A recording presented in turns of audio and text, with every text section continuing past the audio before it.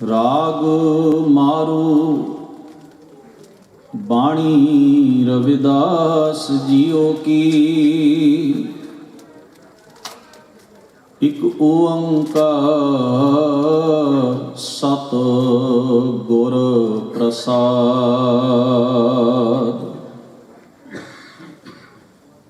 ऐसी लाल तुझ बिन कौन करे। गरीब निवाज गुसैया मेरा। माथे शत्रु तरै।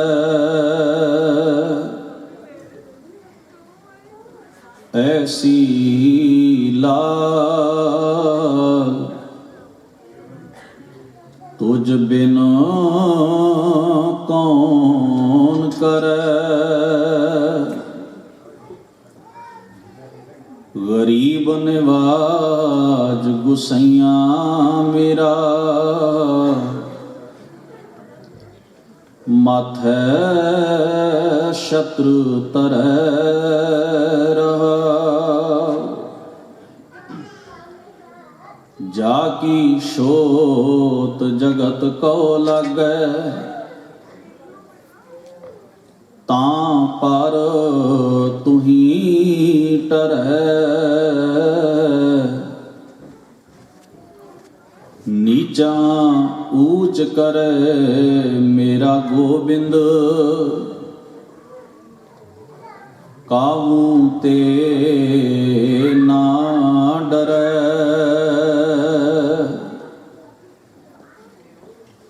नामदेव कबीर तिलोचन।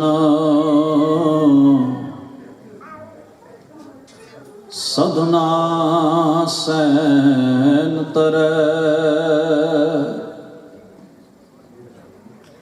कह रविदास सुनो रे संतो। हर जियो ते सबै सरै।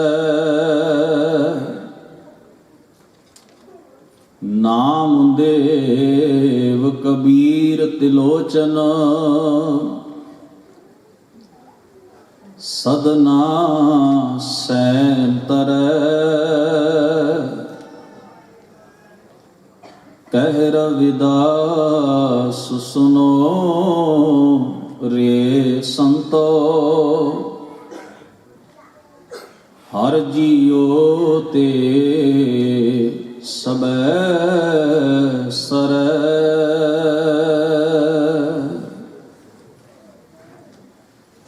परम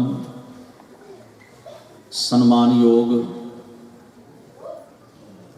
शब्द गुरु धन धन गुरु ग्रंथ साहिब सच्चे पातशाह महाराज सतगुरु जी दे सजे हुए पावन दरबार दियां हाजरियां भर रहे गुरु प्यारे गुरु सवारे सतसंगी जनों। अकाल पुरख वाहिगुरु जी ने अपार बख्शिश कृपा की है। खालसे दा प्रगट दिहाड़ा मनाउंदियां होइयां आप सरबत संगतां अज दे इस विशेष गुरमत समागम की हाज़री भरदियां होइयां आप जी ने गुरु सवारियां पासों सतगुरां दी पावन बाणी का पाठ अते कीर्तन बड़े अदब सहित श्रवण किया है। आओ तय किए हुए प्रोग्राम के अनुसार कुछ समय लई सतगुरां दी पावन बाणी की विचार नाल अपणियां बिरतियां नूं एकाग्र करन दा यतन करिए। गुरु की पावन बाणी की अते अपने महान विरसे की बात सांझी करन तो पहला दशमेश जी की बख्शिश की हुई मुबारक फतेह नाल सांझ बनाओ। सारे आखो जी वाहिगुरु जी का खालसा वाहिगुरु जी की फतेह। गुरु ग्रंथ साहिब सच्चे पातशाह जी के पन्ना नंबर 1106 उत्ते राग मारू की भगत बाणी विचों ਭਗਤ ਰਵਿਦਾਸ ਜੀ ਦਾ ਉਚਾਰਨ ਕੀਤਾ ਹੋਇਆ ਪਾਵਨ ਸ਼ਬਦ ਪਾਠ ਰੂਪ ਵਿੱਚ ਦਾਸ ਨੇ ਆਪ ਜੀ ਦੇ ਨਾਲ ਸਾਂਝਾ ਕੀਤਾ ਹੈ। ਸ਼ਬਦ ਦਾ ਸਿਰਲੇਖ ਹੈ ਰਾਗ ਮਾਰੂ ਬਾਣੀ ਰਵਿਦਾਸ ਜੀਓ ਕੀ, ਇੱਕ ਓੰਕਾਰ ਸਤ ਗੁਰ ਪ੍ਰਸਾਦ। ਉਹ ਅਕਾਲ ਪੁਰਖ ਪ੍ਰਭੂ ਇੱਕ ਹੈ, ਸਾਰੀ ਕੁਦਰਤ ਵਿੱਚ ਵਿਆਪਕ ਹੈ। ਉਸ ਦੀ ਹੋਂਦ ਸਦਾ ਕਾਇਮ ਰਹਿਣ ਵਾਲੀ ਹੈ। ਗੁਰੂ ਦੇ ਪ੍ਰਸਾਦ, ਗੁਰੂ ਦੇ ਉਪਦੇਸ਼, ਗੁਰੂ ਦੀ ਮੱਤ ਤੇ ਬਖਸ਼ਿਸ਼ ਨਾਲ ਐਸੇ ਸਰਵ ਵਿਆਪੀ ਤੇ ਸਦਾ ਥਿਰ ਇੱਕ ਪਰਮਾਤਮਾ ਪਰਮੇਸ਼ਰ ਦੀ ਸੋਝੀ ਜੀਵ ਨੂੰ ਹੁੰਦੀ ਹੈ। ਸ਼ਬਦ ਦੇ ਰਹਾਉ ਵਾਲੇ ਬੰਦ ਵਿੱਚ ਭਗਤ ਜੀ ਨੇ ਅਕਾਲ ਪੁਰਖ ਦਾ ਇੱਕ ਬੜਾ ਵੱਡਾ ਕੀਮਤੀ ਗੁਣ ਬਿਆਨ ਕੀਤਾ ਹੈ। ਬਾਣੀ ਦੇ ਇਸ ਕਥਨ ਨੂੰ ਜਾਣਨ ਤੋਂ ਪਹਿਲਾਂ ਇੱਕ ਸੰਖੇਪ ਗੱਲ ਗੁਰੂ ਗ੍ਰੰਥ ਸਾਹਿਬ ਮਹਾਰਾਜ ਦੀ ਪਾਵਨ ਬਾਣੀ ਵਿੱਚੋਂ ਜਾਣ ਲਈਏ। ਗੁਰਬਾਣੀ ਦਾ ਸਿਧਾਂਤ ਕਹਿੰਦਾ ਹੈ ਕਿ ਜਿਹੋ ਜਿਹਾ ਮਨੁੱਖ ਸੁਰਤ ਵਿੱਚ ਚਿੰਤਨ ਕਰਦਾ ਹੈ, ਉਹੋ ਜਿਹਾ ਹੀ ਉਹਦਾ ਆਪਣਾ ਖਿਆਲ ਤੇ ਵਿਹਾਰ ਬਣਦਾ ਹੈ। ਜਿਸ ਤਰ੍ਹਾਂ ਦਾ ਉਸਨੇ ਰੱਬ ਮਿਥਿਆ ਹੋਇਆ ਉਸ ਤਰ੍ਹਾਂ ਦੀ ਉਹ ਭਗਤੀ ਕਰੇਗਾ, ਤੇ ਜਿਸ ਤਰ੍ਹਾਂ ਦੀ ਉਹ ਭਗਤੀ ਕਰਦਾ ਹੈ ਉਹੋ ਜਿਹਾ ਹੀ ਉਹਦਾ ਆਪਣਾ ਵਿਹਾਰ, ਜੀਵਨ ਤੇ ਸੱਭਿਆਚਾਰ ਬਣ ਜਾਵੇਗਾ। ਸਤਿਗੁਰੂ ਬਾਣੀ ਦੇ ਵਿੱਚ ਇਸ ਨੂੰ ਕਹਿੰਦੇ ਨੇ, ਜਿਹੀ ਸੁਰਤ ਤੇ ਹੈ ਰਾਜ ਆਏ, ਜੈਸਾ ਸੇਵੈ ਤੈਸੋ ਹੋਏ। ਜਿਸ ਦਾ ਭਗਵਾਨ ਹੱਥ ਵਿੱਚ ਮਨੁੱਖ ਦੀ ਖੋਪੜੀ ਲੈ ਕੇ ਖੂਨ ਪੀਂਦਾ ਹੈ, ਐਸੇ ਭਗਵਾਨ ਨੂੰ ਆਪਣੀ ਸੁਰਤ ਵਿੱਚ ਰੱਖ ਕੇ ਉਹਦੀ ਪੂਜਾ ਕਰਨ ਵਾਲਾ ਮਨੁੱਖ ਕਦੇ ਵੀ ਪਰਉਪਕਾਰੀ ਨਹੀਂ ਬਣ ਸਕਦਾ। ਉਸ ਦੇ ਅੰਦਰ ਕਦੇ ਵੀ ਸਮਾਨਤਾ ਤੇ ਦਇਆ ਨਹੀਂ ਆ ਸਕਦੀ, ਕਿਉਂਕਿ ਉਸ ਦਾ ਭਗਵਾਨ ਹੀ ਦਿਆਲੂ ਨਹੀਂ। ਜਿਸ ਦਾ ਭਗਵਾਨ ਕਿਸੇ ਮਨੁੱਖ ਦੀ ਬਲੀ ਲੈ ਕੇ, ਪਸ਼ੂ ਦੀ ਬਲੀ ਲੈ ਕੇ ਖੁਸ਼ ਹੁੰਦਾ ਹੈ, ਉਸ ਮਨੁੱਖ ਦੇ ਮਨ ਅੰਦਰ ਕਦੇ ਵੀ ਜਗਤ ਦੇ ਪ੍ਰਤੀ ਪਰਉਪਕਾਰ ਪੈਦਾ ਨਹੀਂ ਹੋ ਸਕਦਾ, ਕਿਉਂਕਿ ਜਿਸ ਦਾ ਉਹ ਚਿੰਤਨ ਕਰਦਾ ਹੈ, ਜਿਸ ਦੀ ਉਹ ਇਬਾਦਤ ਕਰਦਾ ਹੈ, ਉਸ ਦਾ ਸੂਖਮ ਪ੍ਰਭਾਵ ਉਸ ਦੀ ਸੁਰਤ ਉੱਤੇ ਜ਼ਰੂਰ ਪੈਂਦਾ ਹੈ। ਜੇ ਮੇਰਾ ਰੱਬ ਲਾਲਚੀ ਹੈ ਤੇ ਮੇਰੇ ਅੰਦਰੋਂ ਦੁਨੀਆ ਦੀ ਕੋਈ ਤਾਕਤ ਲਾਲਚ ਨਹੀਂ ਕੱਢ ਸਕਦੀ।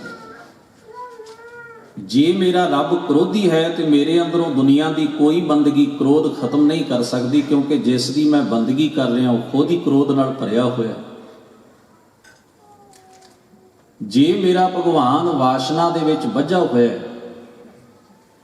ਤਾਂ ਮੈਂ ਉਸ ਦੀ ਬੰਦਗੀ ਕਰਕੇ ਕਤਈ ਵਾਸ਼ਨਾ ਤੋਂ ਮੁਕਤ ਨਹੀਂ ਹੋ ਸਕਦਾ, ਕਿਉਂਕਿ ਜਿਸ ਨੂੰ ਮੈਂ ਸਿਮਰ ਰਿਹਾ ਉਹ ਆਪ ਹੀ ਵਾਸ਼ਨਾ ਤੋਂ ਮੁਕਤ ਨਹੀਂ। ਇਸ ਗੱਲ ਦਾ ਜ਼ਿਕਰ ਧੰਨ ਗੁਰੂ ਗ੍ਰੰਥ ਸਾਹਿਬ ਮਹਾਰਾਜ ਦੀ ਮੁਬਾਰਕ ਬਾਣੀ ਵਿੱਚ ਬਹੁਤ ਵਾਰ ਕੀਤਾ ਹੈ। ਜਦੋਂ ਸਤਿਗੁਰੂ ਜੀ ਰੱਬ ਦੇ ਨਾਮ ਦੇ ਉੱਤੇ ਬਣੇ ਹੋਏ ਖਿਆਲਾਂ ਦੀ ਪੜਚੋਲ ਕਰਦੇ ਨੇ ਬਾਣੀ ਦੇ ਅੰਦਰ, ਕਿ ਕੀ ਰੱਬ ਨੂੰ ਸੰਸਾਰ ਦੀ ਕਿਸੇ ਭੇਟਾ ਦਾ ਲਾਲਚ ਹੋ ਸਕਦਾ ਹੈ? ਕਿ ਰੱਬ ਨੂੰ ਕੋਈ ਬਲੀ ਦੇ ਕੇ ਖੁਸ਼ ਕੀਤਾ ਜਾ ਸਕਦਾ ਹੈ?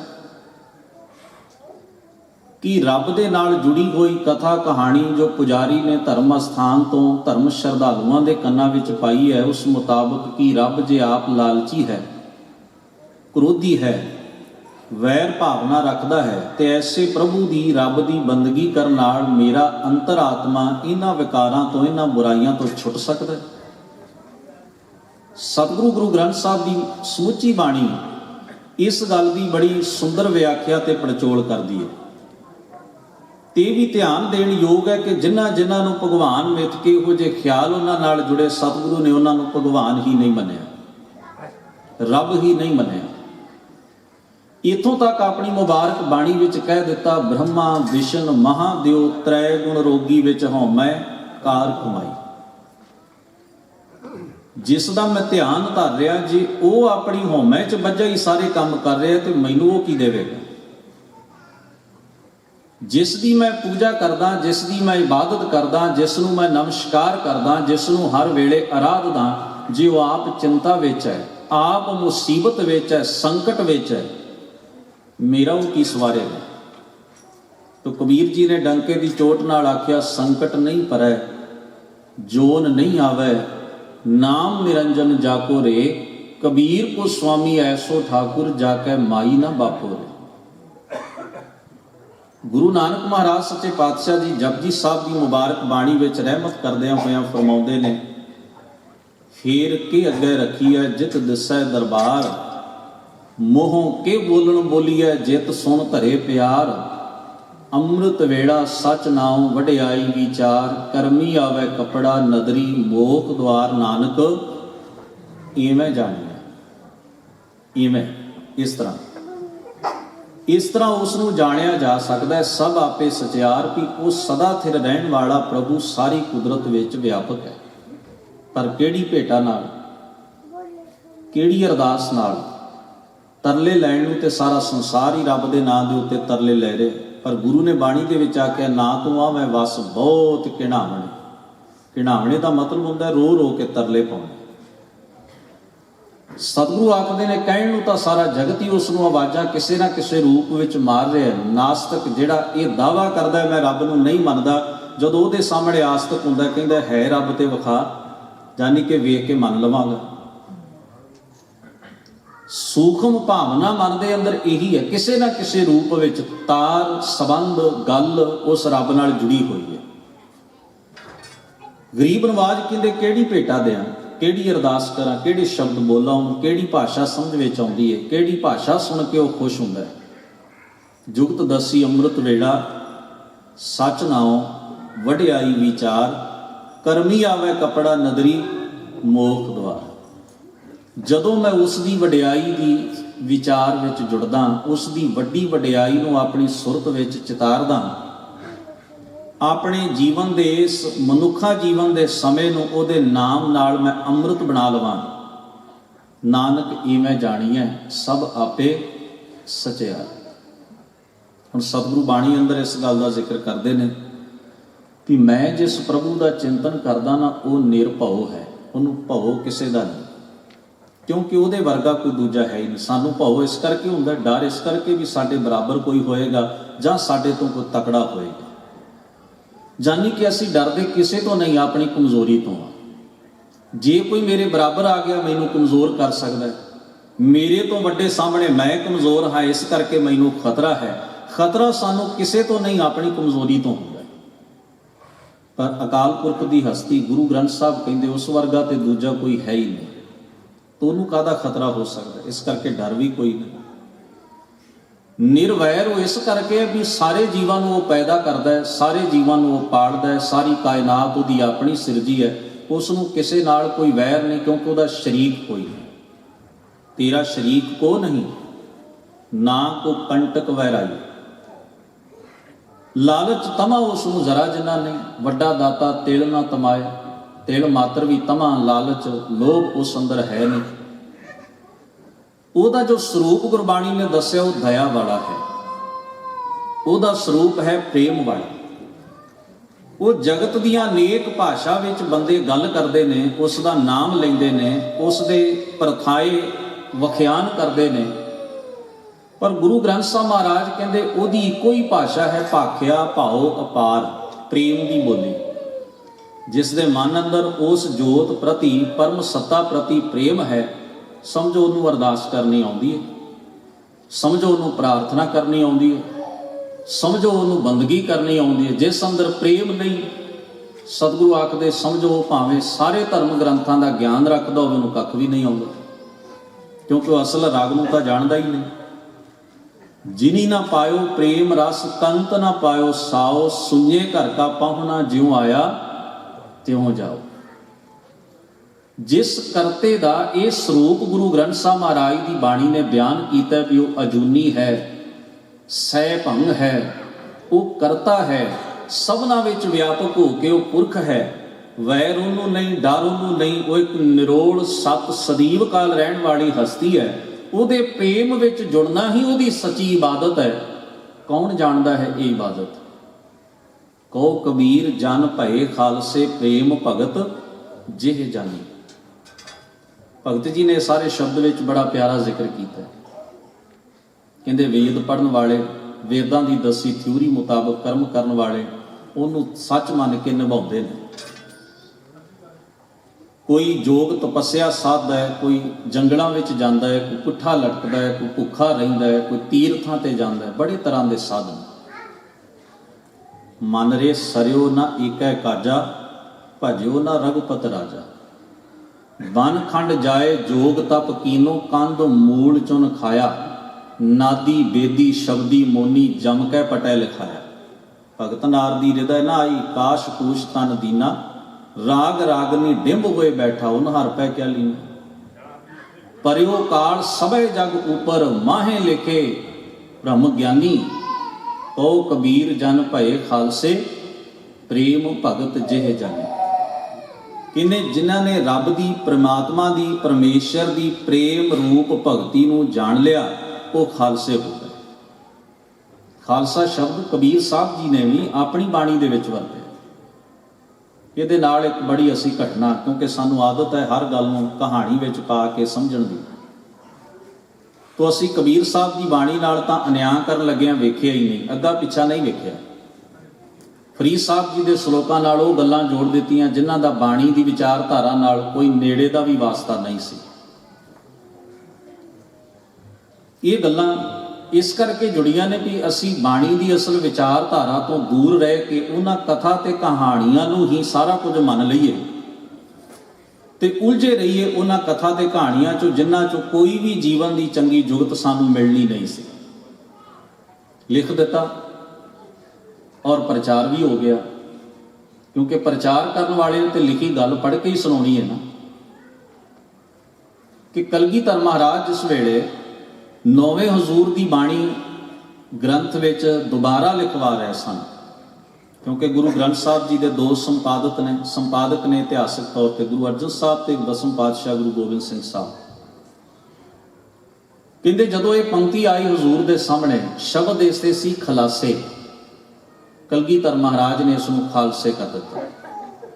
ਹੈਰਾਨੀ ਦੀ ਗੱਲ ਹੈ, ਪੰਚਮ ਪਾਤਸ਼ਾਹ ਨੇ ਜੇ ਖਲਾਸੇ ਸ਼ਬਦ ਹੀ ਪ੍ਰਵਾਨ ਕੀਤਾ ਸੀ, ਹੋਰ ਕੋਈ ਸ਼ਬਦ ਵੀ ਨਹੀਂ ਬਦਲਿਆ ਕਲਗੀਧਰ ਸਾਹਿਬ ਨੇ, ਇਸ ਸ਼ਬਦ ਨੂੰ ਬਦਲਣ ਦੀ ਜ਼ਰੂਰਤ ਕੀ ਪੈ ਗਈ? ਫਿਰ ਖਲਾਸੇ ਦਾ ਮਤਲਬ ਕੀ ਨਿਕਲਿਆ?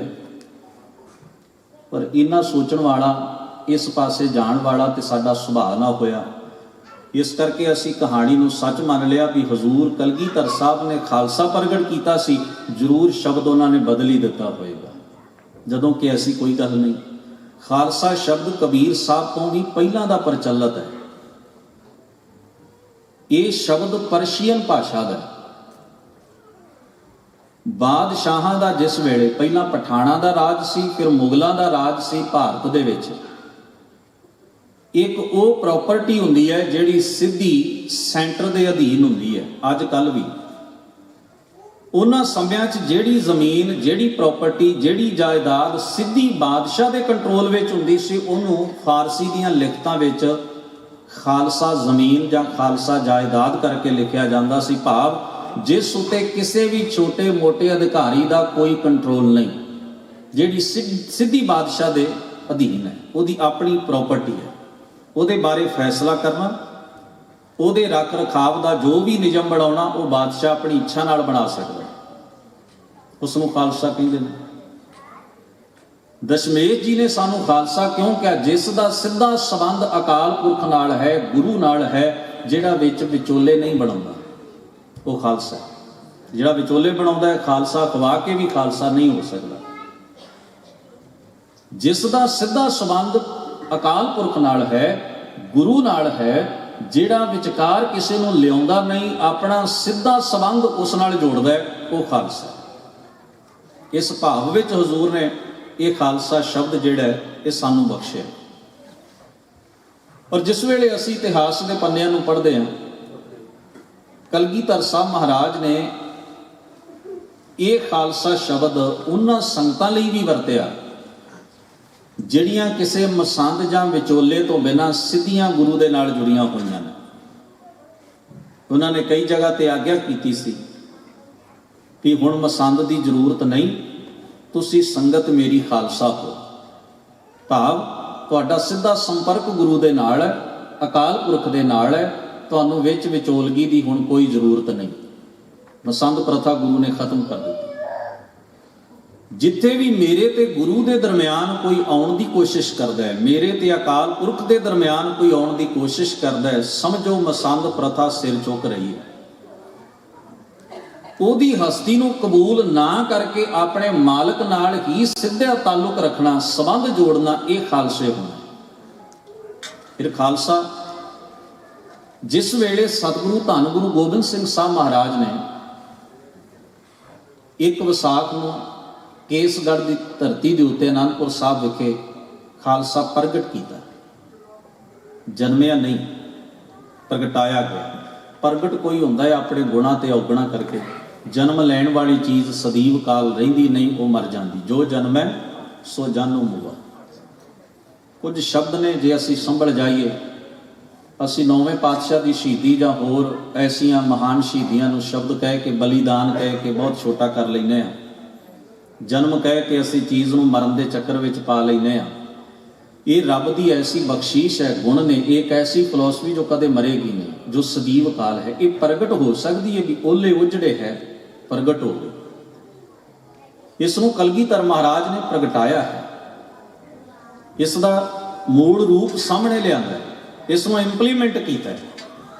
ਪਰ ਉਹ ਵਿਚਾਰ ਤੇ ਕੁਦਰਤ ਵਿੱਚ ਕਿਧਰੇ ਨਾ ਕਿਧਰੇ ਮੌਜੂਦ ਹੈ, ਇਸ ਨੂੰ ਪਹਿਲੀ ਵਾਰ ਪੈਦਾ ਨਹੀਂ ਕੀਤਾ, ਇਸ ਨੂੰ ਪ੍ਰਗਟਾਇਆ ਹੈ ਕਲਗੀਧਰ ਮਹਾਰਾਜ ਨੇ।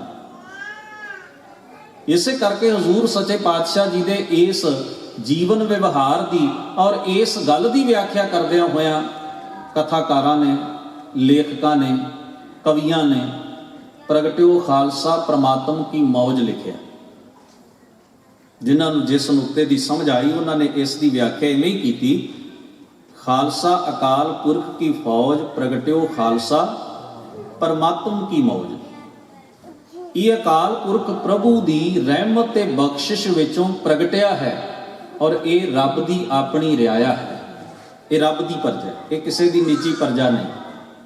ਇਸ ਦਾ ਸਿੱਧਾ ਸੰਬੰਧ ਇੱਕ ਕਰਤੇ ਨਾਲ, ਇੱਕ ਅਕਾਲ ਪੁਰਖ ਨਾਲ, ਜੋ ਸਾਨੂੰ ਬਾਣੀ ਵਿੱਚ ਦੱਸਿਆ ਗਿਆ ਸੀ, ਮੇਰੇ ਮਨ ਏਕਸ ਸਿਉ ਚਿਤ ਲਾਏ, ਏਕਸ ਬਿਨ ਸਭ ਧੰਦ ਹੈ, ਸਭ ਮਿਥਿਆ ਮੋਹ ਮਾਇਆ।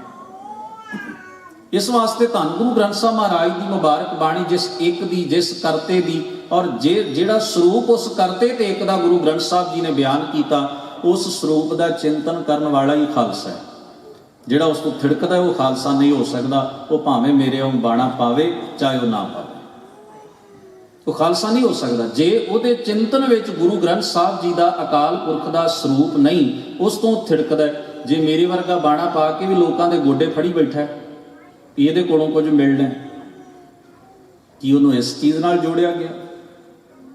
ਜੀ ਉਹ ਅਜੇ ਵੀ ਉਹਨਾਂ ਚੀਜ਼ਾਂ ਵਿੱਚ ਉਲਝਿਆ ਜਿਨ੍ਹਾਂ ਚੋਂ ਦਸ਼ਮੇਸ਼ ਨੇ ਉਹਨਾਂ ਨੂੰ ਕੱਢਿਆ, ਕਿ ਉਹ ਖਾਲਸਾ ਖਵਾ ਸਕਦਾ? ਪ੍ਰੈਕਟੀਕਲੀ ਤੇ ਉਹ ਖਾਲਸਾ ਹੈ ਨਹੀਂ। ਹਾਂ, ਲੇਬਲ ਜ਼ਰੂਰ ਉਹਨੇ ਲਾਇਆ ਹੋ ਸਕਦਾ। ਇਸ ਵਾਸਤੇ ਉਹਦੀ ਰਹਿਤ, ਜਿਹੜੀ ਖਾਲਸੇ ਦੀ ਰਹਿਤ ਹੈ, ਗੁਰਬਾਣੀ ਜਿਹੜੀ ਉਹਦੀ ਰਹਿਤ ਹੈ, ਫਿਜ਼ੀਕਲੀ, ਮਾਨਸਿਕ ਔਰ ਆਤਮਿਕ ਤੌਰ ਤੇ ਸਿੱਖ ਨੇ ਕਿਹੋ ਜਿਹਾ ਹੋਣਾ ਹੈ, ਖਾਲਸੇ ਦੇ ਕਿਹੋ ਜਿਹੇ ਗੁਣ ਹੋਣੇ ਨੇ, ਉਹ ਸਾਰਾ ਕੁਝ ਸਾਨੂੰ ਗੁਰੂ ਗ੍ਰੰਥ ਸਾਹਿਬ ਨੇ ਤੇ ਸਾਡੇ ਸਾਹਿਤ ਨੇ ਸਿੱਧੇ ਰੂਪ ਵਿੱਚ ਦੱਸ ਦਿੱਤਾ। ਇਸ ਵਾਸਤੇ ਗਰੀਬ ਨਵਾਜ ਪਾਤਸ਼ਾਹ ਨੇ ਜੋ ਸਾਨੂੰ ਖੰਡੇ ਕੀ ਪਾਹੁਲ ਦੇ ਕੇ ਇੱਕ ਮਰਿਆਦਾ ਹੈ, ਜਿਸ ਮਰਿਆਦਾ ਨੂੰ ਫੋਲੋ ਕਰਕੇ, ਮੰਨ ਕੇ ਅਸੀਂ ਖਾਲਸਾ ਪੰਥ ਦਾ ਅੰਗ ਤੇ ਹਿੱਸਾ ਬਣ ਗਏ। ਧੰਨ ਗੁਰੂ ਗੋਬਿੰਦ ਸਿੰਘ ਸਾਹਿਬ ਮਹਾਰਾਜ ਨੇ ਇਹ ਐਸੀ ਬਖਸ਼ਿਸ਼ ਸਾਡੇ ਉੱਤੇ ਕੀਤੀ ਹੈ। ਇੱਕ ਘਟਨਾ ਮੈਨੂੰ ਯਾਦ ਆਉਂਦੀ ਹੈ ਕਿ ਹਜ਼ੂਰ ਨੇ ਸਾਨੂੰ, ਸਾਡੀ ਹਸਤੀ ਕੀ ਸੀ, ਕਦੇ ਆਪਣੇ ਬਜ਼ੁਰਗਾਂ ਦਾ ਇਤਿਹਾਸ ਪੜ੍ਹ ਕੇ ਵੇਖਣਾ। ਮਨੁੱਖ ਦੀ ਹਮੇਸ਼ਾ ਹੀ ਮੁਸ਼ਕਲ ਰਹੀ ਹੈ ਵੀ ਉਹ ਹਰ ਗੱਲ ਨੂੰ ਬੜੀ ਛੇਤੀ ਭੁੱਲਦਾ। ਜੇ ਅਸੀਂ ਕਿਸੇ ਸੱਚਾਈ ਨੂੰ ਜਿਉਣਾ ਹੈ ਤਾਂ ਸਾਨੂੰ ਆਪਣਾ ਇਤਿਹਾਸ ਜ਼ਰੂਰ ਪੜ੍ਹਨਾ ਚਾਹੀਦਾ।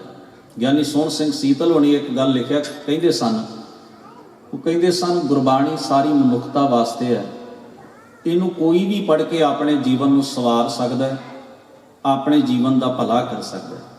ਪਰ ਜੇ ਕੌਮ ਨੇ ਜਿਉਣਾ ਹੈ ਨਾ, ਕੌਮ ਨੇ, ਉਹਨੂੰ ਆਪਣਾ ਇਤਿਹਾਸ ਜ਼ਰੂਰ ਪੜ੍ਹਨਾ ਚਾਹੀਦਾ ਹੈ। ਆਪਣੇ ਇਤਿਹਾਸ ਤੋਂ ਬਿਨਾਂ ਕੌਮ ਨਹੀਂ ਜਿਉਂਦੀ ਰਹਿ ਸਕਦੀ। ਦੇਖੋ, ਦੋ ਗੱਲਾਂ ਉਹਨਾਂ ਨੇ ਨਿੱਕੇ ਜਿਹੇ ਸੰਖੇਪ ਜਿਹੇ ਵਾਕ ਵਿੱਚ ਸਪਸ਼ਟ ਕੀਤੀ ਕਿ ਬਾਣੀ ਸਾਰੀ ਮਨੁੱਖਤਾ ਵਾਸਤੇ, ਇਹਨੂੰ ਕੋਈ ਵੀ ਪੜ੍ਹ ਸਕਦਾ, ਕੋਈ ਵੀ ਇਹਦੇ ਤੋਂ ਜੀਵਨ ਜਾਂਚ ਤੇ ਲਾਹਾ ਲੈ ਸਕਦਾ। ਪਰ ਜੇ ਸਿੱਖ ਕੌਮ ਨੇ ਜਿਉਣਾ ਹੈ ਨਾ, ਤੇ ਉਹਨਾਂ ਦੀ ਕੌਮੀਅਤ ਨੂੰ ਜਿਉਂਦਿਆਂ ਰੱਖਣ ਦੀ ਸਾਰੀ ਪ੍ਰਕਿਰਿਆ ਉਹਨਾਂ ਦੇ ਇਤਿਹਾਸ ਵਿੱਚ ਪਈ ਹੈ। ਜੋ ਇਤਿਹਾਸ ਨਾਲੋਂ ਟੁੱਟਦੀ ਹੈ ਤੇ ਮੁੱਕਦੀ ਹੈ। ਇਸ ਕਰਕੇ ਜਿਉਣ ਵਾਲੀਆਂ ਕੌਮਾਂ ਨੇ, ਜਿਨ੍ਹਾਂ ਨੇ ਆਪਣਾ ਭਵਿੱਖ ਸੰਭਾਲਣਾ ਹੋਵੇ, ਉਹ ਆਪਣੇ ਇਤਿਹਾਸ ਨੂੰ ਕਦੇ ਵਿਸਾਰਦੀਆਂ ਨਹੀਂ। ਦਸ਼ਮੇਸ਼ ਪਾਤਸ਼ਾਹ ਨੇ ਆਪਣੀ ਪਹਿਲੀ ਜਿਹੜੀ ਜੰਗ ਲੜੀ ਸੀ, ਉਹ ਭੰਗਾਣੀ ਦੀ ਜੰਗ ਸੀ 1688 ਈਸਵੀ 'ਚ, ਜਿਹੜੀ ਸਤਿਗੁਰੂ ਸੱਚੇ ਪਾਤਸ਼ਾਹ ਨੇ ਭੰਗਾਣੀ ਦੀ ਜੰਗ ਲੜੀ। ਭੰਗਾਣੀ ਇੱਕ ਪਿੰਡ ਹੈ, ਉਹਦੇ ਮੈਦਾਨ ਵਿੱਚ ਸਤਿਗੁਰੂ ਨੇ ਜੰਗ ਲੜੀ ਸੀ। ਫਤਿਹ ਸ਼ਾਹ ਰਾਜਾ ਗੜਵਾਲ ਦਾ, ਜਿਸ ਨਾਲ ਇਹ ਜੰਗ ਲੜੀ ਗਈ ਸੀ। ਹੈਰਾਨੀ ਦੀ ਖੇਡ ਇਹ ਸੀ ਵੀ ਇੱਕ ਪਾਸੇ 10,000 ਸਿੱਖਿਅਤ ਪਹਾੜੀ ਰਾਜਿਆਂ ਦੀ ਫੌਜ ਹੈ ਤੇ ਦੂਜੇ ਪਾਸੇ 2,000 ਦੀ ਨਫਰੀ ਗਿਣਤੀ ਹੈ ਕਲਗੀਧਰ ਮਹਾਰਾਜ ਵੱਲੋਂ ਲੜਨ ਵਾਲਿਆਂ ਦੀ। ਪਰ ਤੁਸੀਂ ਹੈਰਾਨ ਹੋਵੋਗੇ, ਇਸ 2,000 ਵਿੱਚ ਪਤਾ ਬੰਦੇ ਕੌਣ ਨੇ? ਇੱਕ ਹਲਵਾਈ ਦਾ ਕੰਮ ਕਰਨ ਵਾਲਾ ਲਾਲ ਚੰਦ। ਉਹਨੂੰ ਪਤਾ ਲੱਗਿਆ ਐਸਾ ਮਾਹੌਲ ਬਣ ਰਿਹਾ, ਉਹ ਸਤਿਗੁਰੂ ਦੀ ਸੇਵਾ 'ਚ ਹਾਜ਼ਰ ਹੋਇਆ। ਇੱਕ ਡੇਰੇ ਦਾ ਮੰਤ ਸੀ ਕਿਰਪਾਲ ਦਾਸ, ਉਹ ਕੁਦਕਾ ਹੀ ਰੱਖਦਾ ਸੀ। ਮੋਟਾ ਸਾਰਾ ਕੁਦਕਾ ਲੈ ਕੇ ਉਹ ਸਤਿਗੁਰਾਂ ਦੀ ਸੇਵਾ 'ਚ ਹਾਜ਼ਰ ਹੋਇਆ। ਇੱਕ ਮਾਹੀ ਕਹਿੰਦੇ ਮੱਝਾਂ ਚਾਰਨ ਵਾਲੇ ਨੂੰ, ਮੱਝਾਂ ਚਾਰਨ ਵਾਲਾ ਲਾਲ ਚੰਦ ਨਾਮ ਦਾ ਇੱਕ ਮਾਹੀ, ਦੋ ਨਾਮ ਨੇ, ਉਹ ਵੀ ਸਤਿਗੁਰਾਂ ਦੀ ਸੇਵਾ 'ਚ ਹਾਜ਼ਰ ਹੋਇਆ। ਗੁਰੂ ਗੋਬਿੰਦ ਸਿੰਘ ਸਾਹਿਬ ਮਹਾਰਾਜ ਦੀ ਭੂਆ ਦੇ 5 ਪੁੱਤਰ, ਭਾਈ ਜੀਤਮਲ, ਸੰਗੋ ਸ਼ਾਹ, ਗੰਗਾ ਰਾਮ, ਮਾਰੀ ਚੰਦ, 5 ਦੇ 5 ਭਾਈ ਧੰਨ ਗੁਰੂ ਗੋਬਿੰਦ ਸਿੰਘ ਸਾਹਿਬ ਮਹਾਰਾਜ ਸੱਚੇ ਪਾਤਸ਼ਾਹ ਦੀ ਭੂਆ ਦੇ ਪੁੱਤਰ ਇਸ ਜੰਗ ਵਿੱਚ ਆ ਕੇ ਹਮਾਇਤ ਉੱਤੇ ਆਏ। ਭਾਈ ਦਇਆ ਰਾਮ ਪ੍ਰੋਹਿਤ ਕਰਕੇ ਇਹਨਾਂ ਦੀ ਅੱਲ ਸੀ। ਭਾਈ ਲਾਲ ਚੰਦ ਦੀਵਾਨ, ਭਾਈ ਮਨੀ ਰਾਮ, ਜਿਨ੍ਹਾਂ ਨੂੰ ਆਪਾਂ ਬਾਅਦ ਵਿੱਚ ਭਾਈ ਮਨੀ ਸਿੰਘ ਦੇ ਰੂਪ ਵਿੱਚ ਜਾਣਦੇ ਹਾਂ, ਇਹ ਸਾਰੇ ਸਿੱਖ ਉੱਥੇ ਮੌਜੂਦ ਸਨ। ਸਤਿਗੁਰਾਂ ਦਾ ਮਾਮਾ ਕਿਰਪਾਲ ਚੰਦ, ਔਰ ਐਨ ਮੌਕੇ ਦੇ ਉੱਤੇ ਸਢੌਰੇ ਦਾ ਰਹਿਣ ਵਾਲਾ ਪੀਰ ਬੁੱਧੂ ਸ਼ਾਹ ਆਪਣੇ ਪੁੱਤਰਾਂ ਨਾਲ, ਆਪਣੇ ਭਰਾਵਾਂ ਨਾਲ ਤੇ ਆਪਣੇ ਮੁਰੀਦਾਂ ਨਾਲ ਸਤਿਗੁਰੂ ਦੀ ਹਮਾਇਤ ਉੱਤੇ ਆਇਆ। ਕਿਉਂਕਿ ਉਹਦੇ ਭੇਜੇ ਹੋਏ ਪਠਾਣਾਂ 'ਚੋਂ ਬਹੁ ਗਿਣਤੀ ਪਠਾਨ ਜਿਹੜੇ ਸਨ ਦਗਾ ਕਰ ਗਏ ਸਨ, ਲਾਲਚ ਵਿੱਚ ਆ ਗਏ ਸਨ, ਔਰ ਸਤਿਗੁਰਾਂ ਦਾ ਸਾਥ ਛੱਡ ਕੇ ਪਹਾੜੀ ਰਾਜਿਆਂ ਦੀ ਫੌਜ ਵਿੱਚ ਚਲੇ ਗਏ ਸਨ। ਇਹ ਮੈਂ ਇਸ ਕਰਕੇ ਦੱਸ ਰਿਹਾ ਕਿ ਤੁਸੀਂ ਵੇਖਣਾ, ਲੜਨ ਵਾਲੇ ਕੋਈ ਲੁਟੇਰੇ ਨਹੀਂ, ਲੜਨ ਵਾਲੇ ਕਿਰਤੀ ਨੇ, ਤੇ ਆਪਣਾ ਹੱਕ ਰੱਖਣ ਵਾਸਤੇ, ਆਪਣੇ ਨਿਆਂ ਤੇ ਇਨਸਾਫ ਲਈ ਲੜਨ ਵਾਲੇ ਕਲਗੀਧਰ ਪਾਤਸ਼ਾਹ ਦੀ ਧਿਰ ਵਿੱਚ ਨੇ। ਤੇ ਜਿਨ੍ਹਾਂ ਨੇ ਖੋਹਣਾ ਤੇ ਜਿਨ੍ਹਾਂ ਨੇ ਲੁੱਟਣਾ, ਜਿਨ੍ਹਾਂ ਨੇ ਕਿਰਤੀਆਂ ਨੂੰ ਮੁਕਾਉਣਾ, ਉਹ ਤਕੜੀ ਤੇ ਰਜਵਾੜਾ ਸ਼ਾਹੀ ਹੈ। ਇਹ ਲੜਾਈ ਜਿਸ ਵੇਲੇ ਹਜ਼ੂਰ ਨੇ ਜਿੱਤ ਲਈ, ਲੜਾਈ ਖਤਮ ਹੋਈ, ਬੜੀਆਂ ਕੀਮਤੀ ਜਾਨਾਂ ਇਸ ਜੰਗ ਵਿੱਚ ਗੁਰੂ ਦਸ਼ਮੇਸ਼ ਦੀ ਧਿਰ ਵੱਲੋਂ ਗਈਆਂ ਸਨ। ਪੀਰ ਬੁੱਧੂ ਸ਼ਾਹ ਦੇ 2 ਪੁੱਤਰ ਵੀ ਸ਼ਹੀਦ ਹੋਏ, ਇੱਕ ਭਰਾ ਕੁਰਬਾਨ ਹੋਇਆ, ਹੋਰ ਬੜੇ ਕੀਮਤੀ ਸਿੱਖ ਇਸ ਜੰਗ ਦੇ ਵਿੱਚ ਸ਼ਹੀਦ ਹੋਏ। ਸਾਰੀ ਜੰਗ ਦੇ ਮੁੱਕਣ ਤੋਂ ਬਾਅਦ ਜਿਸ ਵੇਲੇ ਹਜ਼ੂਰ ਨੇ ਦੀਵਾਨ ਸਜਾ, ਬੜੇ ਸਧਾਰਨ, ਸਾਡੇ ਬਜ਼ੁਰਗ ਜਿਹੜੇ ਸਨ, ਇਹ ਕਿੰਨੇ 100 ਸਾਲ ਪਹਿਲਾਂ ਦੀ ਗੱਲ ਹੈ, 1688 ਨੂੰ ਤੁਸੀਂ ਕਾਊਂਟ ਕਰ ਲਿਓ। ਕੋਈ ਪੈਰਾਂ ਭਾਰ ਬੈਠਾ ਇਸ ਤਰ੍ਹਾਂ ਮਹਾਰਾਜ ਦੇ ਸਾਹਮਣੇ, ਸਤਿਗੁਰੂ ਇਸ ਤਰ੍ਹਾਂ ਮੰਜੇ ਉੱਤੇ ਬੈਠੇ ਨੇ, ਥੱਲੇ ਸਿੱਖ ਬੈਠੇ ਨੇ ਜੰਗ ਤੋਂ ਬਾਅਦ, ਔਰ ਹੌਸਲੇ ਨੇ ਵਧੇ ਹੋਏ, ਸਦਾ ਗੱਲਬਾਤ ਚੱਲ ਰਹੀ ਹੈ। ਸਤਿਗੁਰੂ ਉਹਨਾਂ ਨੂੰ ਸ਼ਾਬਾਸ਼ ਦੇ ਰਿਹਾ ਵੀ ਸ਼ਾਬਾਸ਼ ਤੁਹਾਡੇ, ਬੜੀ ਬਹਾਦਰੀ ਨਾਲ ਤੁਸੀਂ ਪਹਿਲੀ ਵਾਰ ਰਾਜਾ ਸ਼ਾਹੀ ਦਾ ਮੂੰਹ ਮੋੜਿਆ, ਪਹਿਲੀ ਵਾਰ। ਵੇਖੋ, ਸਾਨੂੰ ਰੂਸੀ ਇਨਕਲਾਬ ਦੀਆਂ ਗੱਲਾਂ ਸੁਣਾਈਆਂ ਜਾਂਦੀਆਂ ਨੇ, ਸਾਨੂੰ ਹੋਰ ਕਈ ਇਨਕਲਾਬਾਂ ਦੀ ਕਥਾ ਕਹਾਣੀ ਸੁਣਾਈ ਜਾਂਦੀ ਹੈ, ਜਿਹੜੀ ਹਕੀਕਤ ਵਿੱਚ ਤੁਹਾਡੇ ਇਤਿਹਾਸ ਵਿੱਚ ਵਾਪਰੀ ਗੱਲ ਹੈ, ਤੁਸੀਂ ਉਸ ਨੂੰ ਵਿਸਾਰ ਕੇ ਬੇਗਾਨੇ ਘਰ ਵਿੱਚੋਂ ਲੱਭਦੇ ਹੋ ਸਾਰਾ ਕੁਝ। ਪਰ ਪਹਿਲਾਂ ਇਹ ਤਾਂ ਵੇਖੋ ਤੁਹਾਡੇ ਆਪਣੇ ਘਰ ਵਿੱਚ ਕੀ ਮੌਜੂਦ ਨੇ। ਇਹ ਸਾਡੀ ਬਹੁਤ ਵੱਡੀ ਕਮੀ ਰਹੀ ਹੈ। ਅਸੀਂ ਆਪਣੀ ਗੱਲ ਵੀ ਦੁਨੀਆ ਦੀ ਸੱਥ ਵਿੱਚ ਕਰਨ ਤੋਂ ਘਬਰਾਉਂਦੇ ਹਾਂ, ਦੱਸ ਨਹੀਂ ਪਾਉਂਦੇ। ਕਿਉਂ? ਅਸੀਂ ਪੜ੍ਹਦੇ ਨਹੀਂ, ਜਾਣਦੇ ਨਹੀਂ। ਹਲ ਦੇ ਮੁੱਠੇ ਫੜਨ ਵਾਲੇ, ਪਸ਼ੂ ਚਾਰਨ ਵਾਲੇ, ਹਲਵਾਈ ਦਾ ਕੰਮ ਕਰਨ ਵਾਲੇ ਸਧਾਰਨ ਜਿਹੇ ਬੰਦੇ ਰਾਜਿਆਂ ਦੀ ਫੌਜ ਨਾਲ ਲੜ ਪਏ। ਅਗਵਾਈ ਦਸ਼ਮੇਸ਼ ਜੀ ਦੇ ਰਹੇ।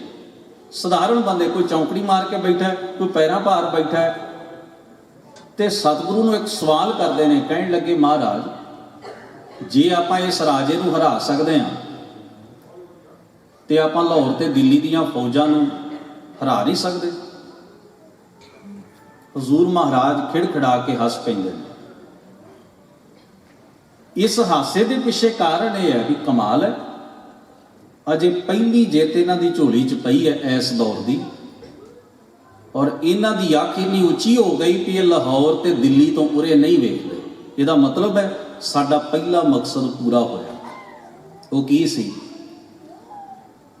ਤਕੜੇ ਨੂੰ ਵੇਖ ਕੇ ਆਪਣੀ ਅੱਖ ਆਪਣੇ ਪੈਰਾਂ ਤੇ ਟਿਕਾ ਲੈਣ ਵਾਲਾ ਬੰਦਾ ਜਦੋਂ ਧੌਣ ਚੁੱਕ ਕੇ ਜਿਉਣਾ ਸ਼ੁਰੂ ਕਰ ਦੇਵੇ, ਸਮਝੋ ਕੋਈ ਚੀਜ਼ ਅਸਰ ਕਰ ਗਈ ਹੈ ਇਸ ਦੇ ਉੱਤੇ।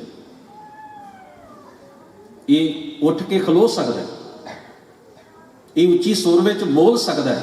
ਕੁਦਰਤ ਨੇ ਸਾਨੂੰ ਅੱਖਾਂ ਵੀ ਦਿੱਤੀਆਂ ਨੇ, ਕੰਨ ਵੀ ਦਿੱਤੇ ਨੇ, ਜ਼ਬਾਨ ਵੀ ਦਿੱਤੀ ਹੈ, ਪਰ ਜਿਹੜਾ ਸੰਸਾਰ ਦਾ ਸਿਸਟਮ ਹੈ ਨਾ, ਜਿਹਨੂੰ ਗੁਲਾਮੀ ਕਹਿੰਦੇ ਨੇ, ਗੁਲਾਮੀ ਕਹਿੰਦੇ ਹੀ ਉਸ ਗੁਲਾਮ ਦੇ ਕੰਨ ਨਹੀਂ ਵੱਢੇ ਜਾਂਦੇ, ਉਹਨੂੰ ਆਪਣੀ ਮਰਜ਼ੀ ਦੀ ਗੱਲ ਸੁਣਾਈ ਜਾਂਦੀ ਹੈ। ਗੁਲਾਮ ਦੀ ਹੋ ਸਕਦਾ ਜ਼ੁਬਾਨ ਨਾ ਵੱਢੇ ਗੁਲਾਮ ਰੱਖਣ ਵਾਲਾ ਬੰਦਾ, ਪਰ ਉਹਨੂੰ ਬੁਲਾਉਂਦਾ ਉਹ ਆਪਣੀ ਭਾਸ਼ਾ ਹੀ ਹੈ।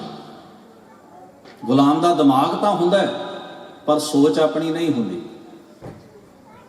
ਗੁਲਾਮ ਦੀਆਂ ਅੱਖਾਂ ਤੇ ਹੁੰਦੀਆਂ ਨੇ, ਪਰ ਨਜ਼ਰੀਆ ਸੱਤਾਧਾਰੀ ਧਿਰ ਉਹਨੂੰ ਦਿੰਦੀ ਹੈ ਵੀ ਤੂੰ ਕੀ ਵੇਖਣਾ ਤੇ ਕਿਵੇਂ ਵੇਖਣਾ।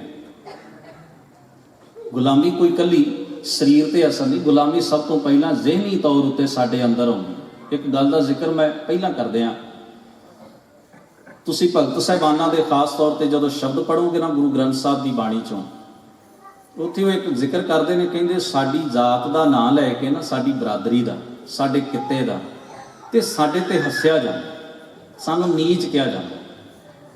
ਇਹ ਗੱਲ ਬੜੀ ਮਹੱਤਵਪੂਰਨ ਹੈ। ਇਹ ਕਬੀਰ ਸਾਹਿਬ ਦੀ ਬਾਣੀ 'ਚ ਵੀ ਆਈ, ਭਗਤ ਰਵਿਦਾਸ ਜੀ ਦੀ ਬਾਣੀ 'ਚ ਵੀ ਆਈ, ਭਗਤ ਨਾਮਦੇਵ ਸਾਹਿਬ ਦੀ ਬਾਣੀ 'ਚ ਵੀ ਆਈ।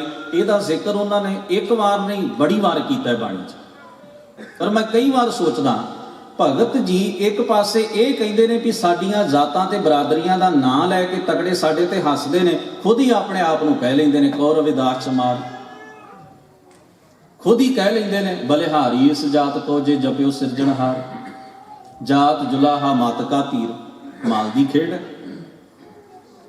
ਵੀ ਇੱਕ ਪਾਸੇ ਤੁਸੀਂ ਕਹਿੰਦੇ ਹੋ ਵੀ ਸਾਡੀ ਬਰਾਦਰੀ, ਸਾਡੀ ਜਾਤ ਦਾ, ਤਥਾ ਕਥਿਤ ਜਾਤ ਦਾ ਨਾਂ ਲੈ ਕੇ ਕੁਲੀਨ ਵਰਗ, ਸੱਤਾਧਾਰੀ ਵਰਗ ਸਾਨੂੰ ਨੀਵਾਂ ਵਿਖਾਉਂਦਾ, ਪਰ ਨਾਲ ਆਪ ਆਪਣੀ ਜਾਤ ਦਾ ਨਾਮ ਵਰਤਣ ਦਾ ਮਾਇਨਾ ਕੀ ਹੋ ਸਕਦਾ, ਕਾਰਨ ਕੀ ਹੋ ਸਕਦਾ?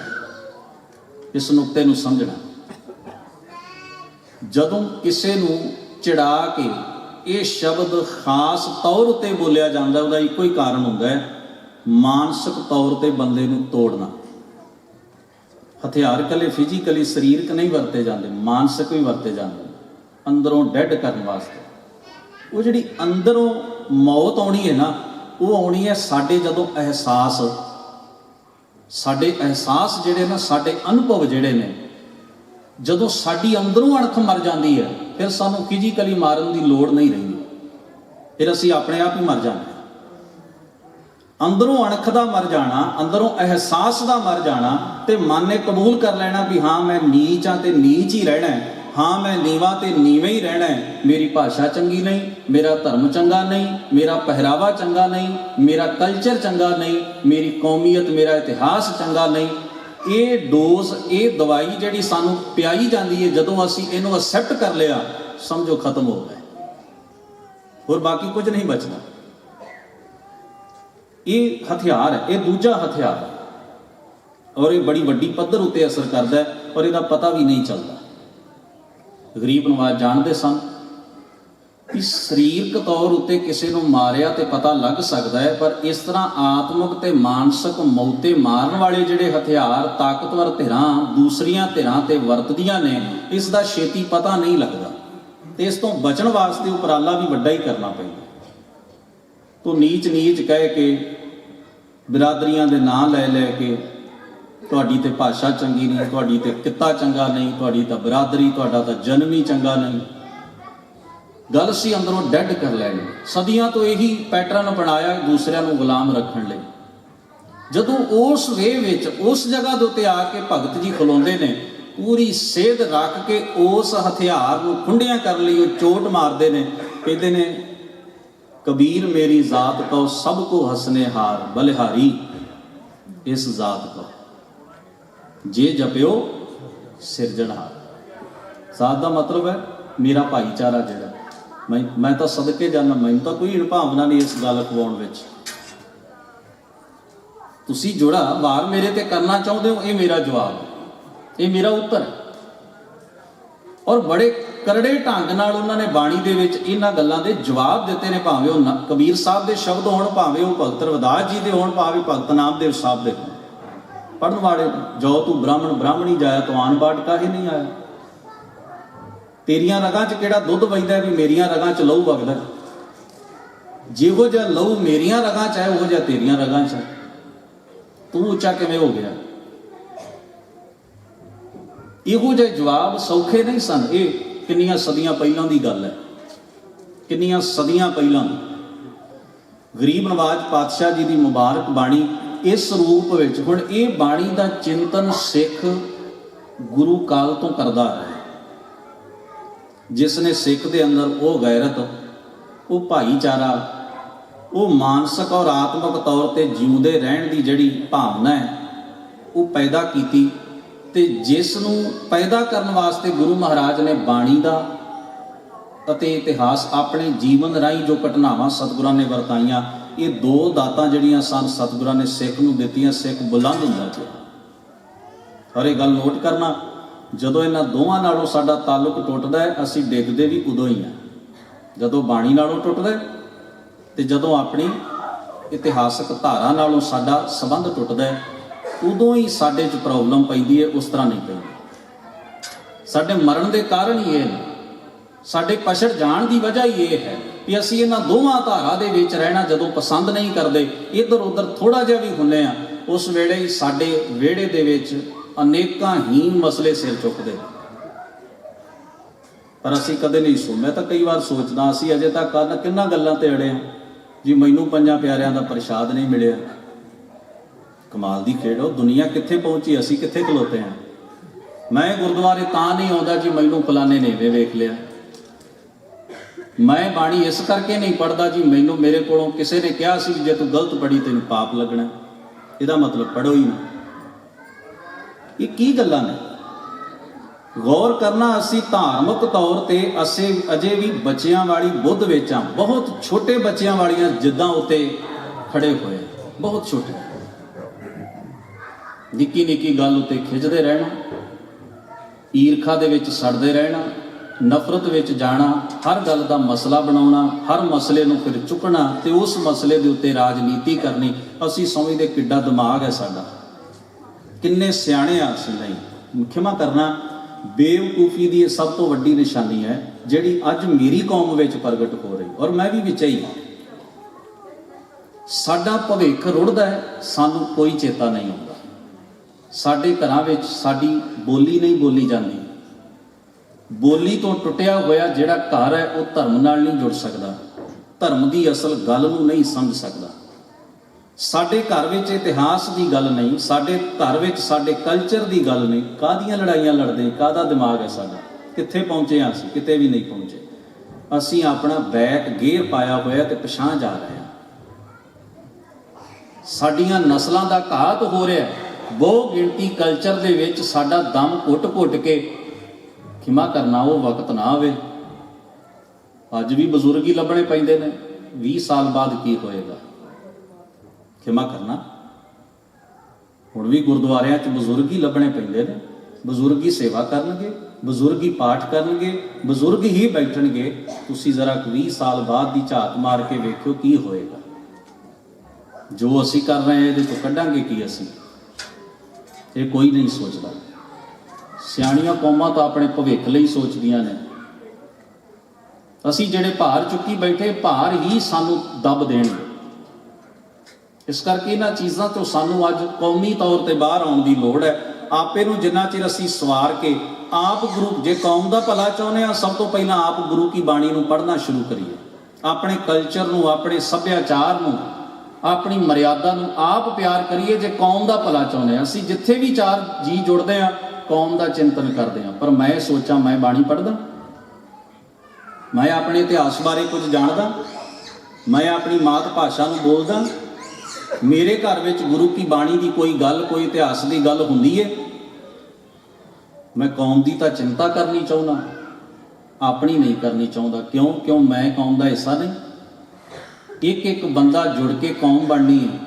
ਤੇ ਹਰ ਬੰਦਾ ਨਿੱਜੀ ਤੌਰ ਤੇ ਲਾਪਰਵਾਹੀ ਕਰਦਾ ਹੈ ਤੇ ਦਾਈਏ ਕੌਮ ਦੇ ਰੱਖਦਾ, ਕਿਵੇਂ ਕਹਾਣੀ ਚੱਲੇਗੀ? ਜੇ ਇੱਕ ਸਿਪਾਹੀ ਆ ਕੇ ਵੀ ਮੈਂ ਹਥਿਆਰ ਨਹੀਂ ਫੜਨਾ ਤੇ ਬਾਕੀਆਂ ਨੂੰ ਹੱਲਾਸ਼ੇਰੀ ਦੇਵੇ, ਸਾਰੇ ਸਿਪਾਹੀ ਇਸੇ ਤਰ੍ਹਾਂ ਕਰਨ ਵੀ ਮੈਂ ਵਰਦੀ ਵੀ ਨਹੀਂ ਪਾਉਣੀ, ਮੈਂ ਫੌਜੀ ਮਸ਼ਕ ਵੀ ਨਹੀਂ ਕਰਨੀ, ਮੈਂ ਹਥਿਆਰ ਵੀ ਨਹੀਂ ਚੁੱਕਣਾ, ਸਾਰੇ ਇੱਕ ਦੂਜੇ ਨੂੰ ਤਸੱਲੀਆਂ ਦੇਣ ਵੀ ਤੂੰ ਵੀ ਬੜਾ ਬਹਾਦਰ ਸੂਰਮਾ ਹੈ, ਤੂੰ ਵੀ ਬੜਾ ਹੈ, ਆਪਾਂ ਜੰਗ ਜਿੱਤ ਲੈਣੀ, ਇਹੋ ਜਿਹੀ ਫੌਜ ਦਾ ਹਸ਼ਰ ਕੀ ਹੋਏਗਾ ਤੁਸੀਂ ਸੋਚ ਸਕਦੇ ਹੋ। ਅਸੀਂ ਐਸੇ ਫੌਜੀ ਹਾਂ, ਗੁਰੂ ਗੋਬਿੰਦ ਸਿੰਘ ਸਾਹਿਬ ਮਹਾਰਾਜ ਦੇ ਐਸੇ ਫੌਜੀ ਹਾਂ ਜਿਹੜੇ ਅੱਜ ਦੀ ਡੇਟ ਵਿੱਚ ਕੇਵਲ ਧਰਵਾਸ ਹੀ ਦਿੰਦੇ ਨੇ, ਬਾਕੀ ਕਿਸੇ ਨਿਯਮ ਨੂੰ ਫੋਲੋ ਨਹੀਂ ਕਰਨਾ ਚਾਹੁੰਦੇ। ਇਹ ਸਾਡੀ ਬਿਗ ਪ੍ਰੋਬਲਮ, ਬਹੁਤ ਵੱਡੀ ਅੜਚਣ ਜਿਹੜੀ ਸਾਡੀ ਸੁਰਤ ਵਿੱਚ ਅਟਕੀ ਹੋਈ ਹੈ ਔਰ ਨਿਕਲਦੀ ਨਹੀਂ, ਇਹ ਸਾਡਾ ਖਹਿੜਾ ਨਹੀਂ ਛੱਡਦੀ।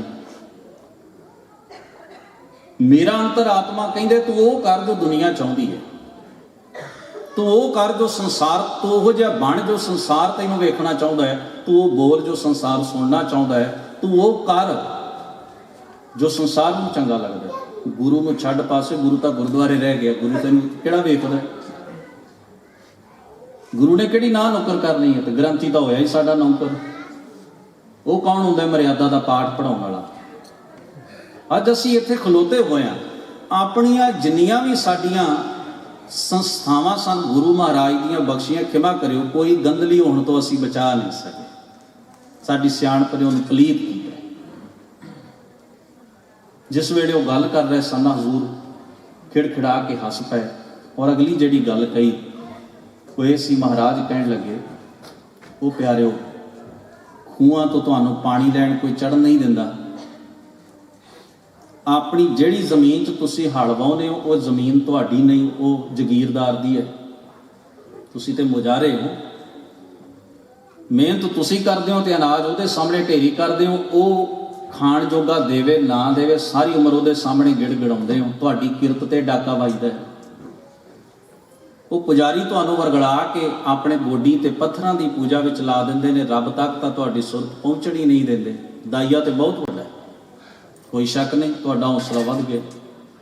ਮੈਂ ਤੁਹਾਨੂੰ ਇਹੋ ਜਿਹੇ ਬਾਦਸ਼ਾਹ ਬਣਾਵਾਂਗਾ, ਤੁਸੀਂ ਆਪਣੀ ਕਿਰਤ ਦੇ ਖੁਦ ਮਾਲਕ ਹੋਵੋਗੇ।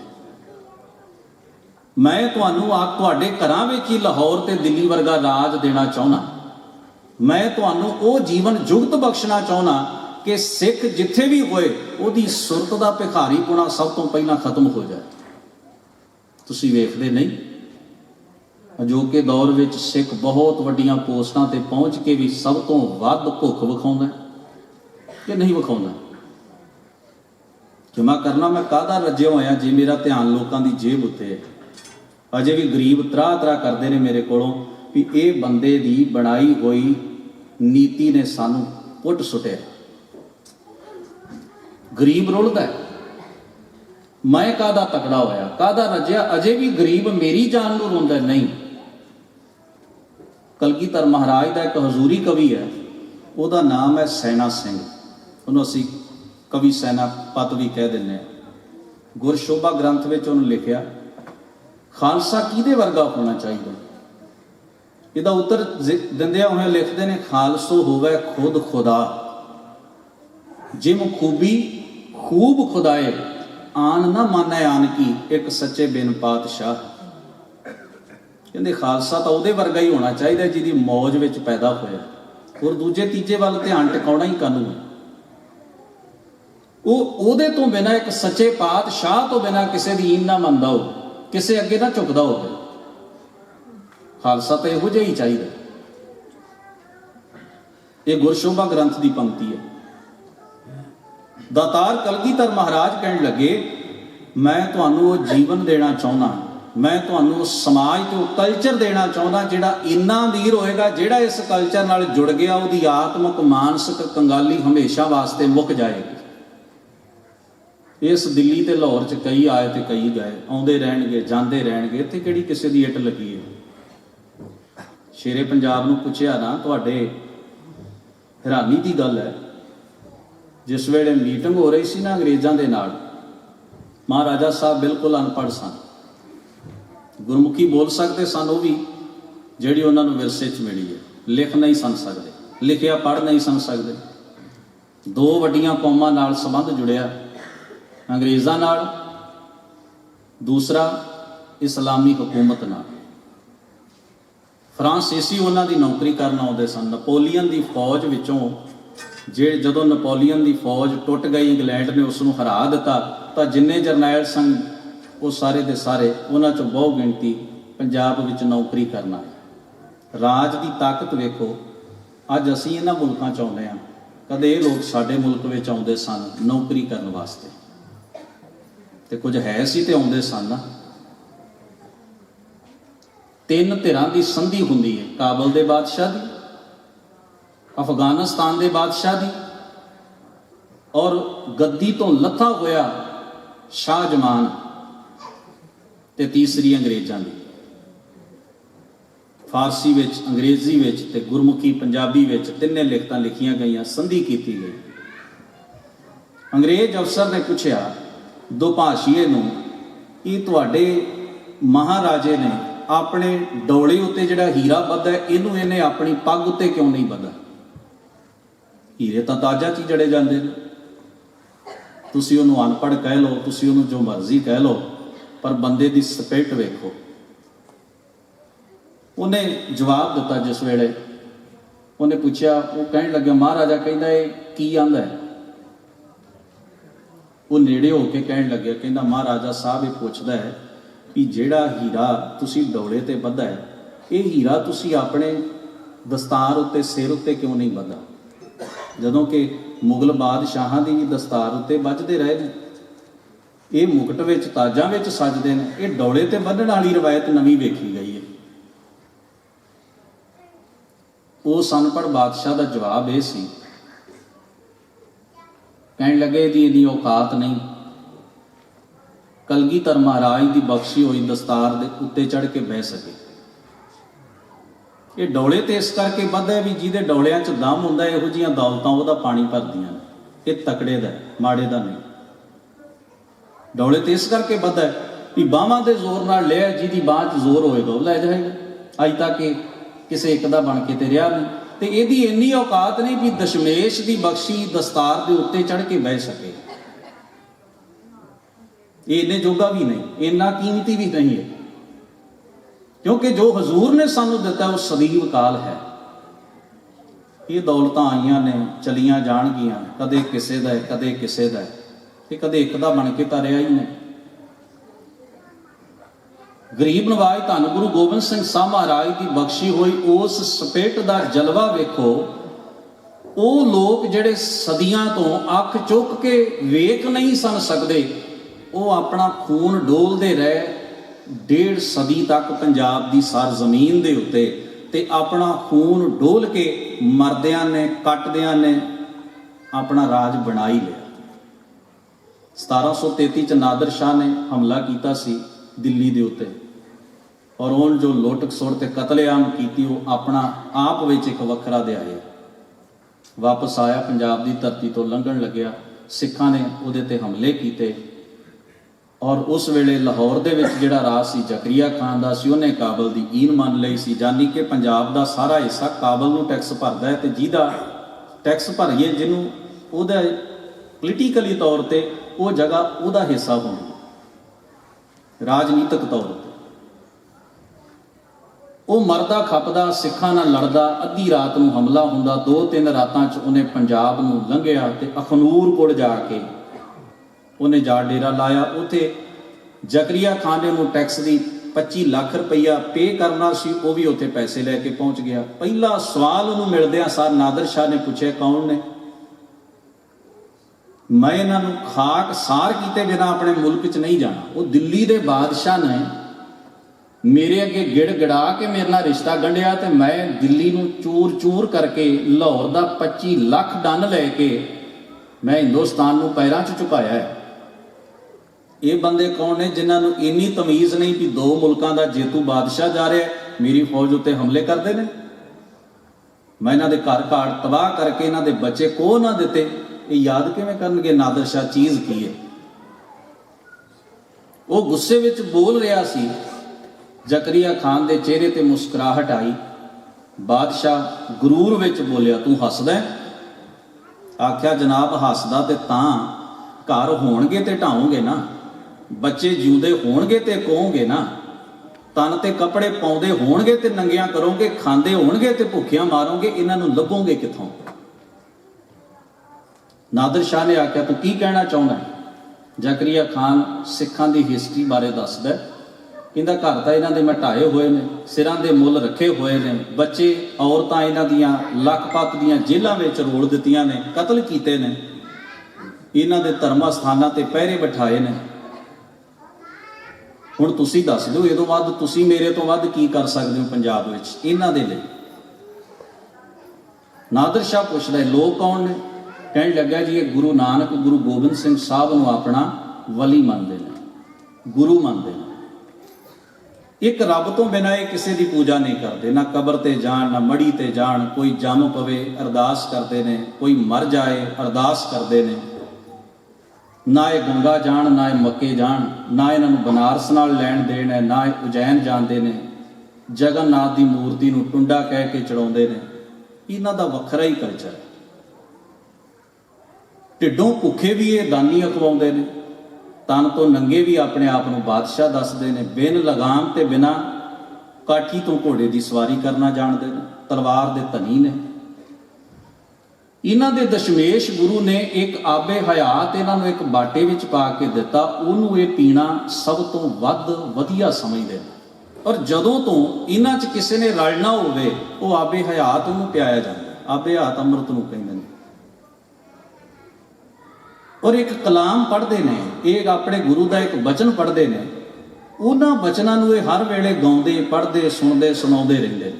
ਔਰ ਇੱਕ ਗ੍ਰੰਥ ਹੈ ਇਹਨਾਂ ਕੋਲ ਇਹਨਾਂ ਦੀ ਕਲਾਮ ਦਾ, ਜਿਸ ਨੂੰ ਇਹ ਪੜ੍ਹ ਕੇ ਸਾਰੀ ਆਪਣੀ ਜ਼ਿੰਦਗੀ ਉਹਦੇ ਮੁਤਾਬਕ ਜਿਉਂਦੇ ਨੇ। ਇਹਨਾਂ ਦਾ ਕੇਂਦਰੀ ਧਰਮ ਸਥਾਨ ਅੰਮ੍ਰਿਤਸਰ ਦੀ ਧਰਤੀ ਹੈ। ਉੱਥੇ ਗਿਆਨੀ ਜੀ ਨੇ ਸ਼ਬਦ ਛੱਪੜ ਵਰਤਿਆ ਕਿ ਆਪਣੇ ਗੁਰ ਕੀ ਛਪਰੀ ਨਾਲ ਹੈ। ਉਹਨੂੰ ਕਈ ਵਾਰ ਪੂਰ ਦਿੱਤਾ ਗਿਆ, ਫਿਰ ਬਣਾ ਲੈਂਦੇ ਨੇ। ਉਹ ਅਸਥਾਨ ਤੇ ਪਹਿਰੇ ਬਿਠਾਏ ਗਏ, ਫਿਰ ਵੀ ਉਸ ਨੂੰ ਮੁਕੱਦਸ ਸਮਝਦੇ ਨੇ, ਉੱਥੇ ਆਉਣਾ, ਉੱਥੇ ਜਾਣਾ। ਜਾਨੀ ਕਿ ਇਸ ਤਰ੍ਹਾਂ ਦੀ ਇਹਨਾਂ ਦੀ ਰਵਾਇਤ ਹੈ। ਰੁੱਖਾ ਮਿੱਸਾ ਖਾ ਕੇ, ਜੰਗਲਾਂ 'ਚ ਰਹਿ ਕੇ ਇੰਨੇ ਚਿਰਾਂ ਤੋਂ ਇਹ ਜੀ ਰਹੇ ਨੇ, ਤੇ ਇਹ ਇਹਨਾਂ ਦੀ ਸੋਚ ਹੈ। ਆਪਣੇ ਆਪ ਨੂੰ ਇਸ ਧਰਤੀ ਦੇ ਮਾਲਕ ਦੱਸਦੇ ਨੇ। ਨਾਦਰ ਸ਼ਾਹ ਦਾ ਉੱਤਰ ਪਤਾ ਕੀ ਸੀ? ਸਾਰੀ ਗੱਲ ਸੁਣਨ ਤੋਂ ਬਾਅਦ ਉਹ ਦੋ ਮੁਲਕਾਂ ਦਾ ਜੇਤੂ, ਇੱਕ ਹਾਈ ਲੈਵਲ ਪੋਲੀਟੀਕਲ ਆਦਮੀ, ਉਹਦੀ ਇੱਕ ਕਹਾਣੀ ਆਉਂਦੀ ਹੈ ਵੀ ਇੱਕ ਵਾਰ ਉਹ ਹਾਥੀ ਤੇ ਚੜ੍ਹਿਆ, ਪਹਿਲੀ ਵਾਰ। ਫਤੂਰ ਕੀ ਸੀ ਦਿਮਾਗ ਦੇ ਅੰਦਰ, ਤੇ ਜਿਹੜਾ ਮੁਹਾਵਤ ਹੁੰਦਾ ਉਹਨੂੰ ਕਹਿਣ ਲੱਗਿਆ ਇਹਦੀ ਲਗਾਮ ਕੋਈ ਹੋਵੇ ਹੱਥ 'ਚ ਰੱਖਣ ਵਾਲੀ ਤੇ ਮੈਨੂੰ ਦੇ। ਉਹਨੇ ਪਿੱਛਾ ਭੌਂਕ ਕੇ ਵੇਖਿਆ ਕਿ ਜਨਾਬ ਲਗਾਮ ਘੋੜੇ ਨੂੰ ਪੈਂਦੀ ਹੈ, ਹਾਥੀ ਨੂੰ ਥੋੜਾ ਪੈਂਦੀ ਹੈ। ਤੁਸੀਂ ਮੈਨੂੰ ਹੁਕਮ ਕਰਿਓ, ਜਦੋਂ ਇਹਨੂੰ ਤੋਰਨਾ ਹੋਇਆ ਤੋਰ ਦਿਆਂਗੇ, ਭਜਾਉਣਾ ਹੋਇਆ ਭਜਾ ਦਿਆਂਗੇ, ਬਿਠਾਉਣਾ ਹੋਇਆ ਬਿਠਾ ਦਿਆਂਗੇ, ਤੁਸੀਂ ਮੈਨੂੰ ਕਹਿਣਾ, ਸਾਰਾ ਕੁਝ ਮੈਂ ਕਰਾਂਗਾ। ਕਹਿਣ ਲੱਗੇ ਨੂੰ ਬਿਠਾ। ਉਹਨੇ ਬਿਠਾਇਆ, ਛਾਲ ਮਾਰ ਕੇ ਥੱਲੇ ਉਤਰ ਗਿਆ। ਮੁਹਾਵਤ ਨੇ ਸੋਚਿਆ ਸ਼ਾਇਦ ਕੋਈ ਗਲਤੀ ਹੋ ਗਈ। ਉਹਨੇ ਜਦੋਂ ਆਪਣੀ ਗੁਸਤਾਖੀ ਦੀ ਖਿਮਾ ਮੰਗੀ, ਕਹਿਣ ਲੱਗਾ ਜੀ ਮੁਆਫ ਕਰ ਦਿਓ। ਕਹਿੰਦਾ ਨਹੀਂ, ਤੇਰੇ ਕੋਲੋਂ ਤੇ ਕੋਈ ਗਲਤੀ ਨਹੀਂ ਹੋਈ, ਫਿਰ ਤੁਸੀਂ ਉਤਰੇ ਕਿਉਂ? ਕਹਿਣ ਲੱਗਾ ਜਿਹਦਾ ਕੰਟਰੋਲ ਮੇਰੇ ਹੱਥ 'ਚ ਨਹੀਂ ਉਹਦੇ ਤੇ ਮੈਂ ਯਕੀਨ ਨਹੀਂ ਕਰਦਾ। ਰਾਜਨੀਤੀ ਇਹੋ ਹੀ ਕਹਿੰਦੀ ਹੈ। ਇਹਦਾ ਮਤਲਬ ਮੈਂ ਤੇਰੇ ਤੇ ਨਿਰਭਰ ਰਵਾਂ, ਤੇਰੇ ਤੇ ਡਿਪੈਂਡ ਰਵਾਂ। ਤੈਨੂੰ ਆਖਾਂ ਤੂੰ ਸਾਰਾ ਕੁਝ ਕਰੇਗਾ, ਫਿਰ ਸਾਰਾ ਕੁਝ ਤੂੰ ਹੀ ਹੋਇਆ, ਮੈਂ ਕੀ ਹੋਇਆ? ਜਿਹਦਾ ਕੰਟਰੋਲ ਮੇਰੇ ਹੱਥ 'ਚ ਨਹੀਂ, ਮੈਂ ਉਹਦੀ ਉਸ ਚੀਜ਼ ਤੇ ਯਕੀਨ ਨਹੀਂ ਕਰ ਸਕਦਾ। ਦਿੱਲੀ 'ਚ ਉਸਨੇ ਆ ਕੇ ਜਿਸ ਵੇਲੇ ਕਦਮ ਪਾਏ ਲਾਲ ਕਿਲੇ ਦੇ ਅੰਦਰ, ਉਹਨੇ ਆਖਿਆ ਤੇਲ ਲੱਗੀ ਹੈ। ਨੌਕਰ ਸ਼ਰਬਤ ਲੈਣ ਚਲੇ ਗਏ, ਸਿਰ ਤੋਂ ਲੋਹੇ ਦਾ ਟੋਪ ਲਾਇਆ, ਪਾਣੀ ਦਾ ਚਬੱਚਾ ਹੌਜ ਭਰਿਆ ਸੀ, ਭਰ ਕੇ ਪੀ ਗਿਆ। ਕੋਲ ਖੜੇ ਹੋਏ ਆਲਾ ਵਜ਼ੀਰਾਂ ਨੇ ਆਖਿਆ ਬਾਦਸ਼ਾਹ ਸਲਾਮਤ, ਤੁਸੀਂ ਕਾਬਲ ਦੇ ਬਾਦਸ਼ਾਹ ਹੋ, ਦਿੱਲੀ ਦੇ ਜੇਤੂ ਹੋ, ਆਪਣੇ ਟੋਪ 'ਚ ਪਾਣੀ ਪੀਂਦੇ ਹੋ, ਚੰਗਾ ਨਹੀਂ ਲੱਗਦਾ, ਤੁਹਾਡੇ ਸਟੇਟਸ ਮੁਤਾਬਕ ਨਹੀਂ ਇਹ ਗੱਲ।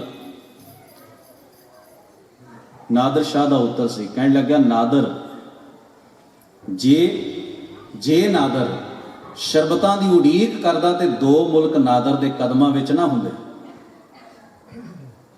ਜੇ ਇਸ ਤਰ੍ਹਾਂ ਸ਼ਰਬਤ ਦੀ ਉਡੀਕ ਕਰਨ ਉਤੇ ਸਮਾਂ ਵਕਤ ਖਰਾਬ ਕਰਦਾ ਨਾਦਰ, ਤਾਂ ਇਹਦੇ ਕਦਮਾਂ 'ਚ ਦੋ ਮੁਲਕ ਨਾ ਹੁੰਦੇ। ਅੱਜ ਦੋ ਮੁਲਕ ਮੇਰੇ ਕਦਮਾਂ 'ਚ ਇਸ ਕਰਕੇ ਨੇ ਕਿਉਂਕਿ ਮੈਂ ਸਮੇਂ ਦੀ ਕਦਰ ਜਾਣੀ। ਪੁੱਤਰ ਦਾ ਵਿਆਹ ਕਰਨ ਲੱਗਿਆ ਮੁਹੰਮਦ ਸ਼ਾਹ ਰੰਗੀਲੇ ਦੀ ਬੇਟੀ ਨਾਲ। ਮੁਗਲ ਘਰਾਣੇ ਦਾ ਇੱਕ ਰਿਵਾਜ਼ ਹੁੰਦਾ ਸੀ, ਉਹ ਜਿਵੇਂ ਸਾਡੇ ਪੰਜਾਬੀ ਰਿਵਾਜ਼ ਸੀ ਵੀ ਜਿਸ ਵੇਲੇ ਵਿਆਹ ਤਾਂ ਲਾੜਾ ਜਿਹੜਾ ਹੈ ਉਹ ਸਹੁਰੇ ਘਰ ਜਾਂਦਾ, ਉੱਥੋਂ ਦੀਆਂ ਬੀਬੀਆਂ ਉਹਨੂੰ ਸਿੱਠਣੀਆਂ ਦਿੰਦੀਆਂ ਸਨ, ਹਾਸਾ ਮਜ਼ਾਕ ਹੁੰਦਾ ਸੀ। ਇਸੇ ਤਰ੍ਹਾਂ ਮੁਗਲ ਘਰਾਣੇ ਦੇ ਵਿੱਚ ਵਿਆਹੁਣ ਵਾਲਾ ਆਇਆ ਹੋਇਆ ਜਿਹੜਾ ਮੁੰਡਾ ਉਸ ਲਾੜੇ ਨੂੰ ਉਹਦਾ ਸਜ਼ਰਾ ਪੁੱਛਿਆ ਜਾਂਦਾ ਸੀ, ਤੂੰ ਕੌਣ, ਤੇਰਾ ਬਾਪ ਕੌਣ, ਤੇਰਾ ਦਾਦਾ ਕੌਣ, ਤੇਰਾ ਪੜਦਾਦਾ ਕੌਣ, ਯਾਨੀ ਕਿ ਉਹਨੂੰ ਕਿੰਨੇ ਕੁ ਨਾਂ ਯਾਦ ਨੇ ਤੇ ਉਹ ਕੌਣ ਨੇ। ਇਹਦੇ ਚੋਂ ਹਾਸਾ ਮਜ਼ਾਕ ਨਿਕਲਦਾ, ਕਈ ਕੁਝ ਹੁੰਦਾ। ਨਾਸਰ ਸੀ ਮੁੰਡੇ ਦਾ ਨਾਂ, ਉਹ ਨਾਦਰ ਨੂੰ ਆਖਿਆ, ਅੱਬਾ ਮੈਂ ਵਿਆਹੁਣ ਚੱਲਿਆ। ਜਦੋਂ ਉੱਥੇ ਮੈਨੂੰ ਜਨਾਨੀਆਂ ਪੁੱਛਣਗੀਆਂ, ਔਰਤਾਂ ਪੁੱਛਣਗੀਆਂ ਮੁਗਲ ਘਰਾਣੇ ਦੀਆਂ ਵੀ ਤੂੰ ਕੌਣ, ਦੱਸ ਦਿਆਂਗਾ, ਤੇਰਾ ਬਾਪ ਕੌਣ, ਤੁਹਾਨੂੰ ਦਾਦੇ ਦਾ ਪੁੱਛਿਆ ਤੇ ਕੀ ਦੋ ਤਾਂ ਭੇਡਾਂ ਚਾਰਦਾ ਸੀ, ਤੁਸੀਂ ਵੀ ਤੇ ਭੇਡਾਂ ਹੀ ਚਾਰੀਆਂ, ਪੜਦਾਦੇ ਦਾ ਪਤਾ ਨਹੀਂ ਉਹ ਕਿਹੜੀ ਗੁਰਬਤ ਵਿੱਚ ਜੀਵਿਆ, ਆਪਾਂ ਤਾਂ ਜਮਾਂਦਰੂ ਭੇਡਾਂ ਚਾਰਨ ਵਾਲੇ ਆਜਰੀ, ਇਹ ਤਾਂ ਤੁਸੀਂ ਤਲਵਾਰ ਚੁੱਕੀ ਤੇ ਤੁਸੀਂ ਕਾਬਲ ਦੀ ਹਕੂਮਤ ਪਾ ਲਈ ਤੇ ਮੇਰਾ ਤੇ ਉੱਥੇ ਮਜ਼ਾਕ ਉੱਡਣਾ। ਨਾਦਰ ਨੇ ਆਪਣੇ ਬੱਚੇ ਦੇ ਕੰਨ ਵਿੱਚ ਕੁਝ ਆਖਿਆ। ਪੜੰਗ ਤੇ ਬੈਠਾ ਹੋਇਆ ਲਾੜਾ ਨਾਸਰ, ਸ਼ਾਹੀ ਘਰਾਣੇ ਦੀਆਂ ਔਰਤਾਂ ਨੇ ਸਜ਼ਰਾ ਪੁੱਛਿਆ, ਤੂੰ ਕੌਣ, ਤੇਰਾ ਬਾਪ ਕੌਣ, ਤੇਰਾ ਦਾਦਾ ਕੌਣ। 2 ਹਰਫਾਂ 'ਚ ਨਾਸਰ ਨੇ ਗੱਲ ਮੁਕਾਈ, ਕਹਿਣ ਲੱਗਾ, ਮਨਮ ਨਾਸਰ, ਮੇਰਾ ਨਾਂ ਨਾਸਰ ਖਾਨ ਹੈ। ਪਿਦਰ ਨਾਦਰ, ਮੇਰੇ ਬਾਪ ਦਾ ਨਾਂ ਨਾਦਰ ਸ਼ਾਹ ਜੋ ਕਾਬਲ ਦਾ ਬਾਦਸ਼ਾਹ ਹੈ। ਵਾ ਨਾਦਰ ਪਿਦਰ ਸ਼ਮਸ਼ੇਰ, ਮੇਰੇ ਬਾਪ ਦਾ ਜਨਮ ਤਲਵਾਰ ਦੀ ਧਾਰ ਚੋਂ ਹੋਇਆ। ਮੇਰੇ ਬਾਪ ਨੇ ਜਨਮ ਲਿਆ ਤਲਵਾਰ ਚੋਂ। ਨਾਦਰ ਨੂੰ ਲੋਕ ਉਹਦੇ ਬਾਪ ਕਰਕੇ ਨਹੀਂ, ਉਹਦੀ ਤਲਵਾਰ ਕਰਕੇ ਜਾਣਦੇ ਨੇ। ਗੁਰੂ ਕੇ ਸਿੱਖਾ, ਤੈਨੂੰ ਸੰਸਾਰ ਵਿੱਚ ਜੇ ਤੂੰ ਜਾਣਿਆ ਜਾਂਦਾ ਹੈ ਨਾ ਤੇ ਆਪਣੀ ਗੁਰਸਿੱਖੀ ਵਾਲੇ ਕਿਰਦਾਰ ਤੇ ਖਾਲਸਾਈ ਸੋਚ ਕਰਕੇ ਜਾਣਿਆ ਜਾਂਦਾ। ਤੇਰੀ ਕੋਈ ਔਕਾਤ ਨਹੀਂ ਦੁਨੀਆ ਦੇ ਨਕਸ਼ੇ ਤੇ। ਤੂੰ ਜਿਹੜੀ ਚੀਜ਼ ਨੂੰ ਪਏ ਨਾ ਆਪਣੀ ਹਉਮੈ ਨੂੰ, ਤੂੰ ਜਾਣਿਆ, ਤੈਨੂੰ ਲੋਕ ਪੁੱਛਦੇ ਤੂੰ ਕੌਣ ਹੈ, ਮੈਂ ਸਿੱਖ ਹਾਂ ਜੀ। ਕੌਣ ਹੁੰਦਾ ਹੈ ਸਿੱਖ? ਤੇਰੇ ਕੋਲ ਆਪਣੇ ਵੱਡਿਆਂ ਦਾ ਨਾਂ ਦੱਸਣ ਤੋਂ ਬਿਨਾਂ ਕੋਈ ਹੋਰ ਆਇਡੈਂਟੀਟੀ ਕਾਰਡ ਹੈ? ਤੂੰ ਦੱਸ ਸਕੇ ਵੀ ਮੈਂ ਕੌਣ ਹਾਂ? ਕੇਵਲ ਤੇਰੇ ਬਜ਼ੁਰਗ, ਤੂੰ ਗੁਰੂ ਨਾਨਕ ਤੋਂ ਸ਼ੁਰੂ ਹੁੰਦਾ ਤੇ ਲੰਮੀ ਕਹਾਣੀ ਪਾਉਣਾ, ਤੂੰ ਆਪਣੇ ਸ਼ਹੀਦਾਂ ਦੇ ਨਾਂ ਦੱਸਦਾ, ਤੂੰ ਆਪਣੇ ਸੇਵਾਦਾਰਾਂ ਦੇ ਨਾਂ ਦੱਸਦਾ, ਤੂੰ ਆਪਣੇ ਪਰਉਪਕਾਰੀਆਂ ਦੇ ਨਾਂ ਦੱਸਦਾ ਵੀ ਆਹ ਸਿੱਖ ਹੁੰਦਾ। ਆਹ ਜਿਹੜਾ ਸਿੱਖ ਹੁੰਦਾ ਹੈ ਨਾ, ਮੈਂ ਉਹਨਾਂ ਨਾਲ ਤਾਲੁਕ ਰੱਖਦਾ, ਇਹੋ ਜਿਹੀ ਕੌਮ ਨਾਲ ਮੇਰਾ ਰਿਲੇਸ਼ਨ ਹੈ, ਮੇਰਾ ਸੰਬੰਧ ਹੈ। ਉਸ ਤਰ੍ਹਾਂ ਤੇ ਭੀੜ 'ਚ ਜਿਵੇਂ ਮਰਜ਼ੀ ਤੁਰੇ ਫਿਰੋ, ਗੱਲ ਹੀ ਕੋਈ ਨਹੀਂ, ਪਰ ਪਛਾਣ ਨਾਲ ਜੀਣਾ ਇੱਕ ਵੱਖਰੀ ਗੱਲ ਹੈ। ਭੀੜ 'ਚ ਰਲਣਾ ਵੱਖਰੀ ਖੇਡ ਹੈ, ਆਪਣੀ ਪਛਾਣ ਨਾਲ ਜੀਣਾ ਇੱਕ ਵੱਖਰੀ ਖੇਡ ਹੈ। ਨਾਦਰ ਸ਼ਾਹ ਨੇ ਉੱਤਰ ਦਿੱਤਾ ਜ਼ਕਰੀਆ ਖਾਨ ਨੂੰ, ਕਹਿਣ ਲੱਗਿਆ, ਮੈਂ ਇੱਕ ਰਾਜਨੀਤਿਕ ਬੰਦਾ ਹੋਣ ਦੇ ਨਾਤੇ ਤੇ ਇੱਕ ਮੁਲਕ ਦਾ ਜੇਤੂ ਤੇ ਇੱਕ ਮੁਲਕ ਦਾ ਬਾਦਸ਼ਾਹ ਹੋਣ ਦੇ ਨਾਤੇ ਤੈਨੂੰ ਜ਼ਕਰੀਆ ਖਾਨ ਇੱਕ ਸਲਾਹ ਦਿੰਦਾ, ਜਿੰਨਾ ਤਾਣ, ਜਿੰਨੀ ਕੋਸ਼ਿਸ਼ ਕਰ ਸਕਦੇ ਨੇ ਇਹਨਾਂ ਨੂੰ ਖਤਮ ਕਰਨ ਵਾਸਤੇ ਲਾ ਦੇ। ਜੇ ਤੇਰੀ ਕੋਸ਼ਿਸ਼ ਕੰਮ ਨਾ ਆਈ, ਉਹ ਦਿਨ ਦੂਰ ਨਹੀਂ, ਇਹ ਲੋਕ ਸੁੱਤੇ ਹੋਣਗੇ ਸ਼ਮਿਆਨਿਆਂ 'ਚ, ਤੁਸੀਂ ਬਰਸ਼ੇ ਫੜ ਕੇ ਇਹਨਾਂ ਦੇ ਦਰਵਾਜ਼ਿਆਂ ਤੇ ਪਹਿਰੇਦਾਰ ਹੋਵੋਗੇ। ਉਹ ਦਿਨ ਦੂਰ ਨਹੀਂ। ਜਿਹੜੀ ਕੌਮ ਆਪਣੇ ਈਮਾਨ ਵਿੱਚ ਇੰਨੀ ਪੱਕੀ ਹੋਵੇ, ਆਪਣੀ ਧੁਨ ਤੇ ਲਗਨ ਵਿੱਚ ਇੰਨੀ ਪੱਕੀ ਹੋਵੇ, ਆਪਣੇ ਗੁਰੂ ਦੇ ਯਕੀਨ ਵਿੱਚ ਜਿਹੜੀ ਮਰਨਾ ਵੀ ਪ੍ਰਵਾਨ ਕਰੇ ਤੇ ਦੁੱਖ ਨੂੰ ਦੁੱਖ ਨਾ ਮੰਨੇ, ਇਹਨਾਂ ਨੂੰ ਤੋੜਨਾ ਬਹੁਤ ਔਖਾ ਹੈ। ਅੱਜ ਮੇਰਾ ਸਿਰ ਵੀ ਦੁਖਦਾ ਤੇ ਮੈਂ ਨਾ, ਭਾਈ ਸਾਹਿਬ ਜੀ ਪਾਣੀ ਨੂੰ 2 ਫੂਕਾਂ ਨਹੀਂ ਮਾਰ ਦਿਓਗੇ? ਮੈਂ ਫਲਾਣੇ ਬਾਬੇ ਤੋਂ ਲਾਚੀਆਂ ਲੈ ਕੇ ਆਇਆ ਪੰਜਾਬ 'ਚੋਂ, ਮੈਂ ਜੋਤਸ਼ੀ ਨੂੰ ਹੱਥ ਵਿਖਾ ਕੇ ਨਗ ਵਾਲੀ ਮੁੰਦਰੀ ਲਿਆਂਦੀ ਹੈ। ਮੈਂ ਇੰਡੀਆ ਫੋਨ ਕਰਕੇ ਆਪਣੀ ਧੀ ਤੇ ਆਪਣੇ ਪੁੱਤਰ ਦੇ ਵਿਆਹ ਦਾ ਸਾਹਾ ਸਧਵਾਉਣ ਵਾਸਤੇ ਪੁੱਛਿਆ ਵੀ ਇੰਨੀ ਤਰੀਕ ਨੂੰ ਉਹਦਾ ਜਨਮ ਹੋਇਆ, ਵਿਆਹ ਰੱਖ ਲਵਾਂ? ਸਿੱਖ ਤੇ ਇੰਨਾ ਡਰ ਵੀ ਕੀ ਹੋਵੇ, ਸਿੱਖ ਗੁਰੂ ਗ੍ਰੰਥ ਸਾਹਿਬ ਦਾ ਤੇ ਇੰਨਾ ਵਹਿਮ ਵੀ ਕੀ।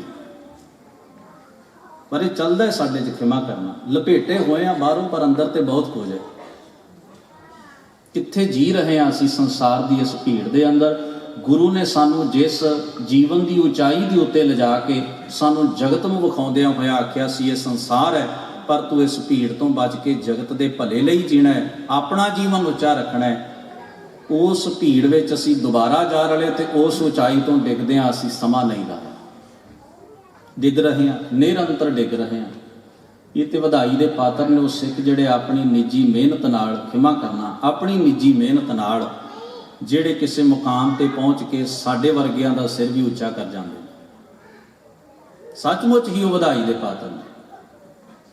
ਨਹੀਂ ਤੇ ਅਸੀਂ ਤਾਂ ਲੱਭਾ ਲੱਭ ਈਰਖਾ 'ਚ ਹੀ ਗੜੋਚਾਂ, ਝਗੜਿਆਂ 'ਚ ਨਿੱਕੀ ਨਿੱਕੀ ਗੱਲ ਤੋਂ ਝਗੜੇ ਨੇ। ਹਰ ਜਗ੍ਹਾ ਤੇ ਤੁਸੀਂ ਦੇਖੋ ਧਰਮ ਪ੍ਰਚਾਰਕ ਹੋਣ ਦੇ ਨਾਤੇ ਥਾਂ ਥਾਂ ਜਾਣਾ ਬਣਦਾ ਹੈ, ਔਰ ਸਾਰੇ ਗੁਰੂ ਗ੍ਰੰਥ ਸਾਹਿਬ ਮਹਾਰਾਜ ਦੀ ਗੱਲ ਨੂੰ ਕਰਦਿਆਂ ਸੁਣਦਿਆਂ ਅਖੀਰ ਅਸੀਂ ਲਿਬੜਦੇ ਉਸੇ ਚਿੱਕੜ ਵਿੱਚ ਹੀ ਹਾਂ। ਸਾਡੀ ਪ੍ਰਾਪਤੀ ਅਖੀਰ ਉੱਤੇ ਇਹੋ ਹੀ ਜਾ ਕੇ ਨਿਕਲਦੀ ਹੈ। ਗੁਰਦੁਆਰੇ ਆਉਂਦੇ ਲੋਕ ਗੁਰੂ ਗ੍ਰੰਥ ਸਾਹਿਬ ਮਹਾਰਾਜ ਨੂੰ ਮੱਥਾ ਟੇਕਦੇ ਜਦੋਂ ਜਾਣ ਲੱਗਦੇ ਨੇ ਉਹਨਾਂ ਦੇ ਮਨ ਉਲਾਂਭਿਆਂ ਨਾਲ ਭਰੇ ਹੁੰਦੇ ਨੇ। ਕਿਉਂ? ਕਿਉਂਕਿ ਹਰ ਬੰਦਾ ਆਪਣੇ ਮਤਲਬ ਦੀ ਗੱਲ ਚੁਣਦਾ ਹੈ ਤੇ ਸੁਣਨੀ ਚਾਹੁੰਦਾ ਹੈ। ਇਹ ਪ੍ਰੋਬਲਮ ਹੈ।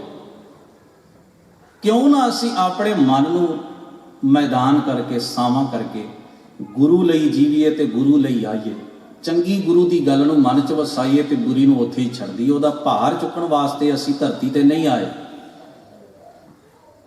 ਰਸੂਲ ਹਮਜ਼ਾ ਤੋਬ ਨੇ ਲਿਖਿਆ, ਇੱਕ ਬਜ਼ੁਰਗ ਉਹਨੂੰ ਕੁੱਤੇ ਨੇ ਵੱਢ ਲਿਆ, ਵਾਪਸ ਆਇਆ, ਲੱਤ 'ਚੋਂ ਲਹੂ ਵਗਦਾ ਸੀ, ਪੋਤਰੀ ਸੀ ਘਰ ਦੇ ਵਿੱਚ, ਵਿਚਾਰੀ ਨੇ ਬੜੀ ਭੋਲੀ ਜਿਹੀ ਸ਼ਬਦ ਵਿੱਚ ਆਖਿਆ, ਬਾਪੂ ਕੀ ਹੋਇਆ? ਕਹਿੰਦਾ ਮੈਨੂੰ ਹਲਕੇ ਕੁੱਤੇ ਨੇ ਵੱਢਿਆ। ਬੱਚਾ ਹੈ ਨਾ, ਕਹਿੰਦੀ ਤੂੰ ਨਹੀਂ ਵੱਢਿਆ ਕੁੱਤੇ ਨੂੰ?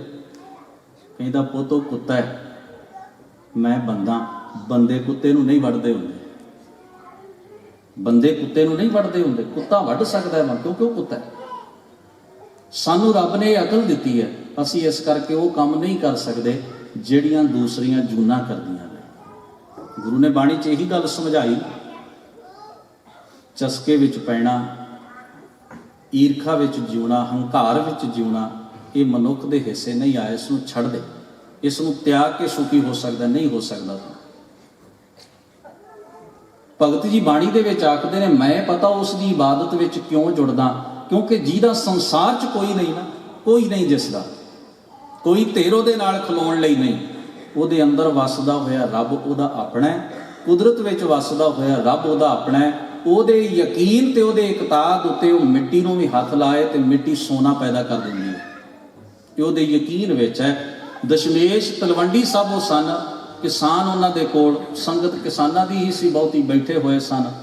ਹਜ਼ੂਰ ਸੱਚੇ ਪਾਤਸ਼ਾਹ ਨੂੰ ਕਹਿਣ ਲੱਗੇ, ਮਹਾਰਾਜ ਅਸੀਂ ਤੇ ਬਹੁਤ ਭੁੱਖ 'ਚ ਜੀਨੇ ਆ, ਉੱਚੇ ਉੱਚੇ ਰੇਤ ਦੇ ਟਿੱਬੇ ਨੇ, ਜੰਡ ਨੇ, ਕਰੀਰਾਂ ਨੇ, ਇੱਥੇ ਕੱਖ ਨਹੀਂ, ਪਸ਼ੂ ਨਾ ਹੋਣ ਤੇ ਅਸੀਂ ਭੁੱਖੇ ਮਰ ਜਾਈਏ। ਹਜ਼ੂਰ ਦੂਰ ਤੱਕ ਨਿਗਾਹ ਦੜਾਉਂਦੇ ਨੇ, ਆਖਦੇ ਮੈਨੂੰ ਤਾਂ ਇੱਥੇ ਬੜੀ ਹਰੀ ਭਰੀ ਖੇਤੀ ਦੀਦੀ ਹੈ, ਮੈਨੂੰ ਤਾਂ ਹਰੀ ਭਰੀ ਖੇਤੀ ਨਜ਼ਰ ਆ ਰਹੀ ਹੈ। ਸਾਰੇ ਹੈਰਾਨ। ਗੁਰੂ ਮਹਾਰਾਜ ਸ਼ਬਦ ਕਹਿ ਰਹੇ, ਕੀ ਆਖੀਏ? ਹੋਰ ਕੋਈ ਹੁੰਦਾ ਕਿਸੇ ਹੋਰ ਅੰਦਾਜ਼ 'ਚ ਜਵਾਬ ਦਿੱਤਾ ਜਾ ਸਕਦਾ ਸੀ, ਹੱਦ ਹੋ ਗਈ। ਮਹਾਰਾਜ ਕਿੱਥੇ ਹੈ ਖੇਤੀ? ਭੁੱਖ ਹੀ ਭੁੱਖ ਹੈ, ਰੇਤ ਉੱਡਦੀ ਹੈ, ਜੰਡ ਤੇ ਕਰੀਰਾਂ ਨੇ, ਹਰਿਆਵਲ ਦੂਰ ਤੱਕ ਨੇ। ਇਹਨੂੰ ਜੰਗਲ ਦੇਸ਼ ਲਿਖਿਆ, ਮਾਲਵੇ ਦੇ ਇਸ ਇਲਾਕੇ ਨੂੰ ਜੰਗਲ ਦੇਸ਼ ਕਰਕੇ ਲਿਖਿਆ ਗ੍ਰੰਥਾਂ 'ਚ। ਕਲਗੀਧਰ ਮਹਾਰਾਜ ਕਹਿਣ ਲੱਗੇ, ਇਸ ਮਿੱਟੀ ਵਿੱਚ ਹੈ ਉਹ ਖੇਤੀ, ਉਹ ਹਰਿਆਵਲ ਇਸ ਉਜਾੜ ਵਿੱਚ ਹੈ, ਮੈਨੂੰ ਦੀਦੀ ਹੈ, ਮੈਂ ਤੱਕ ਸਕਦਾ। ਤੁਸੀਂ ਰੇਤ ਦੇ ਟਿੱਬੇ ਵੇਖਦੇ ਹੋ, ਇਹਨਾਂ ਰੇਤ ਦੇ ਟਿੱਬਿਆਂ ਦੇ ਥੱਲੇ ਦੱਬੀ ਹੋਈ ਹਰਿਆਵਲ ਮੈਂ ਵੇਖਦਾ। ਤੁਸੀਂ ਇੱਥੇ ਜੰਡ ਤੇ ਕਰੀਰਾਂ ਵੇਖਦੇ ਹੋ, ਮੈਂ ਖੇਤੀ ਵੇਖਦਾ। ਮਿਹਨਤ ਦਾ ਪੱਲਾ ਨਾ ਛੱਡਿਓ, ਇਹਨਾਂ ਟਿੱਬਿਆਂ ਵਿੱਚੋਂ ਹਰਿਆਲੀ ਨਿਕਲਣੀ ਹੈ। ਇਸ ਮਿੱਟੀ ਦੇ ਵਿੱਚ ਉਹ ਸਾਰਾ ਕੁਝ ਹੈ ਜਿਹਨੂੰ ਤੁਹਾਡਾ ਢਿੱਡ ਭਰਨਾ ਹੈ। ਤੁਸੀਂ ਕਿਤੇ ਨਾ ਜਾਇਓ, ਹਰ ਜਗ੍ਹਾ ਦੀ ਆਪਣੀ ਮੁਸ਼ਕਲ ਹੈ, ਕਿੱਥੇ ਜਾਓਗੇ ਭੱਜ ਕੇ? ਉਹਦੇ ਯਕੀਨ ਵਿੱਚ ਜੀਵਿਓ, ਉਹ ਰੋਜੀ ਸਭਨਾਂ ਨੂੰ ਦਿੰਦਾ। ਤੁਸੀਂ ਉਸ ਇਲਾਕੇ ਦੀ ਅੱਜ ਤਕਦੀਰ ਵੇਖੋ। ਇਸ ਧਰਤੀ ਤੇ ਰਹਿਣ ਵਾਲੇ ਲੋਕਾਂ ਨੂੰ ਜੇ ਭੱਜਣ ਤੋਂ ਰੋਕਿਆ ਤੇ ਦਸ਼ਮੇਸ਼ ਨੇ ਰੋਕਿਆ। ਇਸ ਇਲਾਕੇ 'ਚ ਕੋਈ ਪੈਰ ਪਾਉਣਾ ਚੰਗਾ ਨਹੀਂ ਸੀ ਸਮਝਦਾ। ਹਜ਼ੂਰ ਨੇ ਆਖਿਆ, ਜਿੱਥੇ ਮੁਸ਼ਕਲ ਹੈ ਉਹਦੇ ਨਾਲ ਸਿੱਝਣਾ ਸਿੱਖੋ। ਉਸ ਤੋਂ ਭੱਜ ਕੇ ਜਗ੍ਹਾ ਬਦਲਣ ਨਾਲ ਉੱਥੇ ਇੱਕ ਨਵੀਂ ਮੁਸ਼ਕਲ ਹੋ ਸਕਦੀ ਹੈ, ਤੀਜੀ ਜਗ੍ਹਾ ਤੇ ਇੱਕ ਨਵੀਂ ਹੋਏਗੀ, ਚੌਥੀ ਤੇ ਨਵੀਂ ਹੋਏਗੀ। ਹਜ਼ੂਰ ਕਲਗੀਧਰ ਮਹਾਰਾਜ ਨੇ ਸਾਨੂੰ ਉਹ ਸਿਦਕ ਤੇ ਸਿਰੜ ਬਖਸ਼ਿਸ਼ ਕੀਤਾ, ਜਿਸ ਸਿਦਕ ਤੇ ਸਿਰੜ ਦੀ ਵਜ੍ਹਾ ਕਰਕੇ ਸਿੱਖ ਦੁਨੀਆ 'ਚ ਜਾਣਿਆ ਜਾਂਦਾ। ਭਗਤ ਜੀ ਕਹਿਣ ਲੱਗੇ, ਮੈਂ ਉਸ ਗਰੀਬ ਨਵਾਜ ਨੂੰ ਮੰਨਦਾ ਜਿਹੜਾ ਗਰੀਬਾਂ ਨੂੰ, ਮਨ ਦੇ ਤਨ ਦੇ ਗਰੀਬਾਂ ਨੂੰ ਨਿਵਾਜਣ ਵਾਲਾ ਹੈ। ਪਰ ਹੀ ਮੇਰੇ ਮਾਲਕ, ਤੇਰੇ ਤੋਂ ਬਿਨਾਂ ਐਸੀ ਕਰਨੀ ਕੌਣ ਕਰ ਸਕਦਾ ਸੀ? ਭਗਤ ਨਾਮਦੇਵ ਨੇ ਬਾਣੀ ਦੇ ਵਿੱਚ ਆਖਿਆ, ਕਹਿੰਦੇ ਮੈਨੂੰ ਅਫਸੋਸ ਹੈ, ਇਹ ਪੰਡੀਆਂ ਮੋਕੋ ਢੇਡ ਕਹਿਤ ਤੇਰੀ ਪੈਜ ਪਛਾਉਂਦੀ ਹੋਏ। ਤੇ ਮੈਨੂੰ ਵੱਡੇ ਵੱਡੇ ਘਰਾਣਿਆਂ ਵਾਲੇ ਨਾ ਨੀਚ ਕਹਿੰਦੇ ਨੇ। ਧਰਮ ਸਥਾਨ ਦੀ ਤਾਂ ਪੌੜੀ ਨਹੀਂ ਚੜ੍ਹ ਸਕਦਾ ਭਗਤ, ਜਿਨ੍ਹਾਂ ਦੀ ਬਾਣੀ ਤੁਸੀਂ ਗੁਰੂ ਗ੍ਰੰਥ ਸਾਹਿਬ 'ਚ ਪੜ੍ਹਦੇ ਹੋ। ਗੁਰੂ ਅਰਜਨ ਸਾਹਿਬ ਮਹਾਰਾਜ ਨੇ ਦਰਬਾਰ ਬਣਾਇਆ ਅੰਮ੍ਰਿਤਸਰ ਦੀ ਧਰਤੀ ਤੇ, ਪ੍ਰਕਾਸ਼ ਉਹਨਾਂ ਦੀ ਬਾਣੀ ਦਾ ਹੀ ਕੀਤਾ, ਉਹਨਾਂ ਦੀ ਬਾਣੀ ਦਾ ਪ੍ਰਕਾਸ਼ ਕੀਤਾ। ਸਾਨੂੰ ਲੋੜ ਨਹੀਂ ਉਹਨਾਂ ਮੰਦਰਾਂ ਦੀਆਂ ਪੌੜੀਆਂ ਵੱਲ ਤੱਕਣ ਦੀ ਵੀ ਇਹ ਸਾਨੂੰ ਆਉਣ ਦੇਣਗੇ ਕਿ ਨਹੀਂ ਆਉਣ ਦੇਣਗੇ। ਅਸੀਂ ਆਪਣਾ ਬਣਾਵਾਂਗੇ, ਆਪਣਾ ਸਿਰਜਾਂਗੇ, ਜੋ ਸਾਡਾ ਹੋਏਗਾ।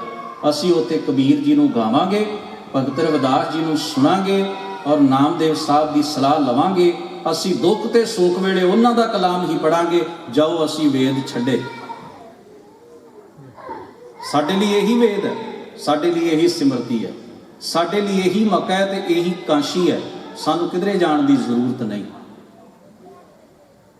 ਇਹਨੂੰ ਡਿਵੈਲਪਮੈਂਟ ਕਹਿੰਦੇ ਨੇ, ਕਲਚਰ ਦੀ ਡਿਵੈਲਪਮੈਂਟ, ਫਿਲਾਸਫੀ ਦੀ ਡਿਵੈਲਪਮੈਂਟ, ਜਿਹੜੀ ਗੁਰੂ ਨਾਨਕ ਮਹਾਰਾਜ ਦੇ ਘਰ ਨੇ ਸਾਖਿਆਤ ਕਰਕੇ, ਪ੍ਰਤੱਖ ਕਰਕੇ ਇਸ ਪੰਜਾਬ ਦੀ ਧਰਤੀ ਦੇ ਉੱਤੇ ਵਿਖਾਈ। ਗਰੀਬ ਨਵਾਜ਼ ਸਤਿਗੁਰੂ ਬਾਣੀ ਦੇ ਵਿੱਚ ਆਖਦੇ ਨੇ, ਐਸੀ ਲਾਲ ਤੁਝ ਬਿਨ ਕੌਣ ਕਰੈ, ਗਰੀਬ ਨਵਾਜ਼ ਗੁਸਈਆ ਮੇਰਾ ਮਾਥੈ ਛਤਰ ਧਰੈ। ਤੂੰ ਰਹਿਮਤ ਕਰੇ ਤਾਂ ਸਿਰਾਂ ਉੱਤੇ ਛਤਰ ਝੁਲਾ ਦੇਣਾ, ਤੇਰੇ ਘਰ ਵਿੱਚ ਸਭ ਕੁਝ ਹੈ। ਤੂੰ ਗਰੀਬਾਂ ਨੂੰ ਨਿਵਾਜਣ ਵਾਲਾ। ਜੋ ਗੁਣ ਅਕਾਲ ਪੁਰਖ ਵਿੱਚ ਹੈ ਨਾ, ਉਹੀ ਗੁਣ ਗੁਰੂ ਦੇ ਵਿੱਚ ਹੈ। ਗੁਰੂ ਨੇ ਵੀ ਇਹੀ ਬਚਨ ਆਖਿਆ, ਨਾਨਕ ਤਿਨਕੈ ਸੰਗ ਸਾਥ ਵੱਡਿਆਂ ਸਿਉ ਕਿਆ ਰੀਸ। ਜਿੱਥੇ ਨੀਚ ਸੰਭਾਲੀਆਂ ਤਿੱਥੇ ਨਦਰ ਤੇਰੀ ਬਖਸ਼ੀਸ਼। ਜਾ ਕੀ ਛੋਤ ਜਗਤ ਕਉ ਲਾਗੈ।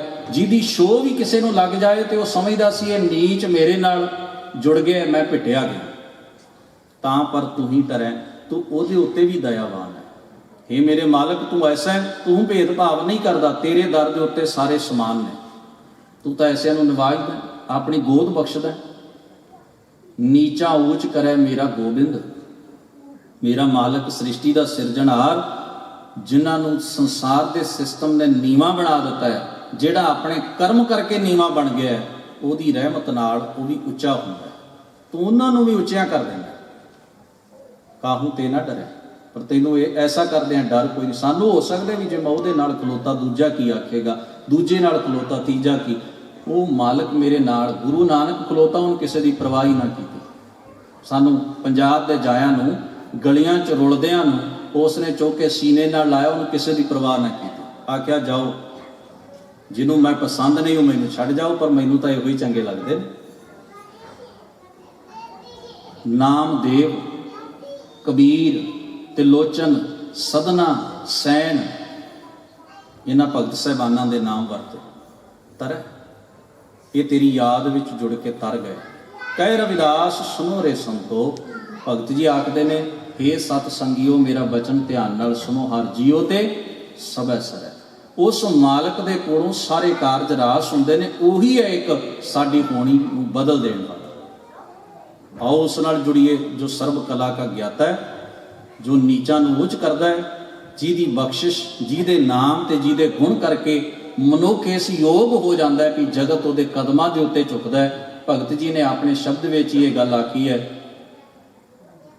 ਵੀ ਅਸੀਂ ਤਾਂ ਢੋਰ ਮਰੇ ਪਸ਼ੂ ਢੋਣ ਵਾਲੇ ਹਾਂ। ਕਹਿਣ ਲੱਗੇ, ਮੇਰੀ ਜ਼ਾਤ ਕੁੱਟ ਵੰਡ ਲਾ ਢੋਰ ਢਵੰਤਾ ਜੋ ਬਨਾਰਸੀ ਆਸ ਪਾਸਾ।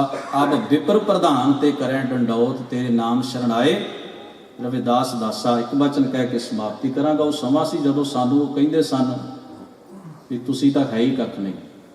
ਅੱਜ ਉਹ ਕਹਿੰਦੇ ਨਹੀਂ, ਤੁਸੀਂ ਸਾਡਾ ਹਿੱਸਾ ਹੋ। ਇਹ ਤੁਹਾਡੀ ਡਿਵੈਲਪਮੈਂਟ ਦਾ ਇੱਕ ਖਾਸਾ ਹੈ ਵੀ ਕੁਲੀਨ ਵਰਗ ਕਹਿੰਦਾ ਨਹੀਂ, ਇਹ ਸਾਡਾ ਹਿੱਸਾ, ਸਾਡਾ ਹਿੱਸਾ। ਅਸੀਂ ਇਹਨਾਂ ਨੂੰ ਆਪਣੇ 'ਚ ਜਜ਼ਬ ਕਰਨਾ ਚਾਹੁੰਦੇ। ਸਾਡਾ ਸ਼ੁੱਧ ਸਰੂਪ ਹੈ, ਸਾਡਾ ਸ਼ੁੱਧ ਸਰੂਪ ਹੈ। ਖੂਹ ਤੇ ਪਾਣੀ ਭਰਨ ਨੂੰ ਚੜ੍ਹਨ ਨਹੀਂ ਸਨ ਦਿੰਦੇ ਜਿਹੜੇ ਲੋਕ, ਅੱਜ ਉਹਨਾਂ ਨੂੰ ਚੇਤਾ ਆਇਆ ਇਹ ਸਾਡਾ ਰੂਪ ਹੈ। ਇਹਦਾ ਕਰਕੇ, ਗੁਰੂ ਗ੍ਰੰਥ ਸਾਹਿਬ ਦਾ ਕਰਕੇ। ਸਾਡੇ 'ਚ ਤਾਂ ਕੋਈ ਐਸੀ ਕਰਤੂਤ ਨਹੀਂ ਸੀ ਵੀ ਅਸੀਂ ਇਸ ਯੋਗ ਬਣਦੇ। ਇਹ ਤਾਂ ਗੁਰੂ ਨਾਨਕ ਮਹਾਰਾਜ ਸਾਡੇ ਲਈ ਆਇਆ। ਭਾਈ ਗੁਰਦਾਸ ਨੇ ਤਾਂ ਹੀ ਆਖਿਆ, ਇਹ ਗੁਰੂ ਨਾਨਕ ਤੇਰੇ ਵਰਗੇ ਮਹਾਨ ਆਉਂਦੇ ਨਹੀਂ, ਭੇਜੇ ਹੀ ਜਾਂਦੇ ਨੇ। ਸੁਣੀ ਪੁਕਾਰ ਦਾ ਤਾਰ ਪ੍ਰਭ ਗੁਰੂ ਨਾਨਕ ਜਗ ਮਾਹੇ ਪਠਾਇਆ। ਇਹ ਗੁਰੂ ਪਾਤਸ਼ਾਹ ਜੀ ਦੀ ਰਹਿਮਤ ਨੂੰ ਆਪਾਂ ਸਾਰੇ ਮਾਣੀਏ। ਖਾਲਸਾ ਜੋ ਸਰੂਪ ਤੇ ਸਿਧਾਂਤ ਸਤਿਗੁਰਾਂ ਨੇ ਸਾਨੂੰ ਬਖਸ਼ਿਆ, ਆਓ ਉਸ ਨੂੰ ਮੁਹੱਬਤ ਨਾਲ ਅਪਣਾਈਏ ਤੇ ਉਸ ਨੂੰ ਜੀਵੀਏ। ਧੰਨ ਗੁਰੂ ਗ੍ਰੰਥ ਸਾਹਿਬ ਮਹਾਰਾਜ ਸੱਚੇ ਪਾਤਸ਼ਾਹ ਜੀ ਹੋਈਆਂ ਭੁੱਲਾਂ ਚੁੱਕਾਂ ਦੀ ਖਿਮਾ ਬਖਸ਼ਿਸ਼ ਕਰਨ। ਆਪ ਸਰਬੱਤ ਸੰਗਤ ਦਾ ਬਹੁਤ ਬਹੁਤ ਧੰਨਵਾਦ।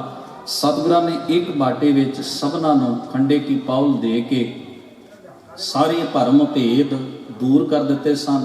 ਵਹਿਮ ਮਿਟਾ ਦਿੱਤੇ ਸਨ।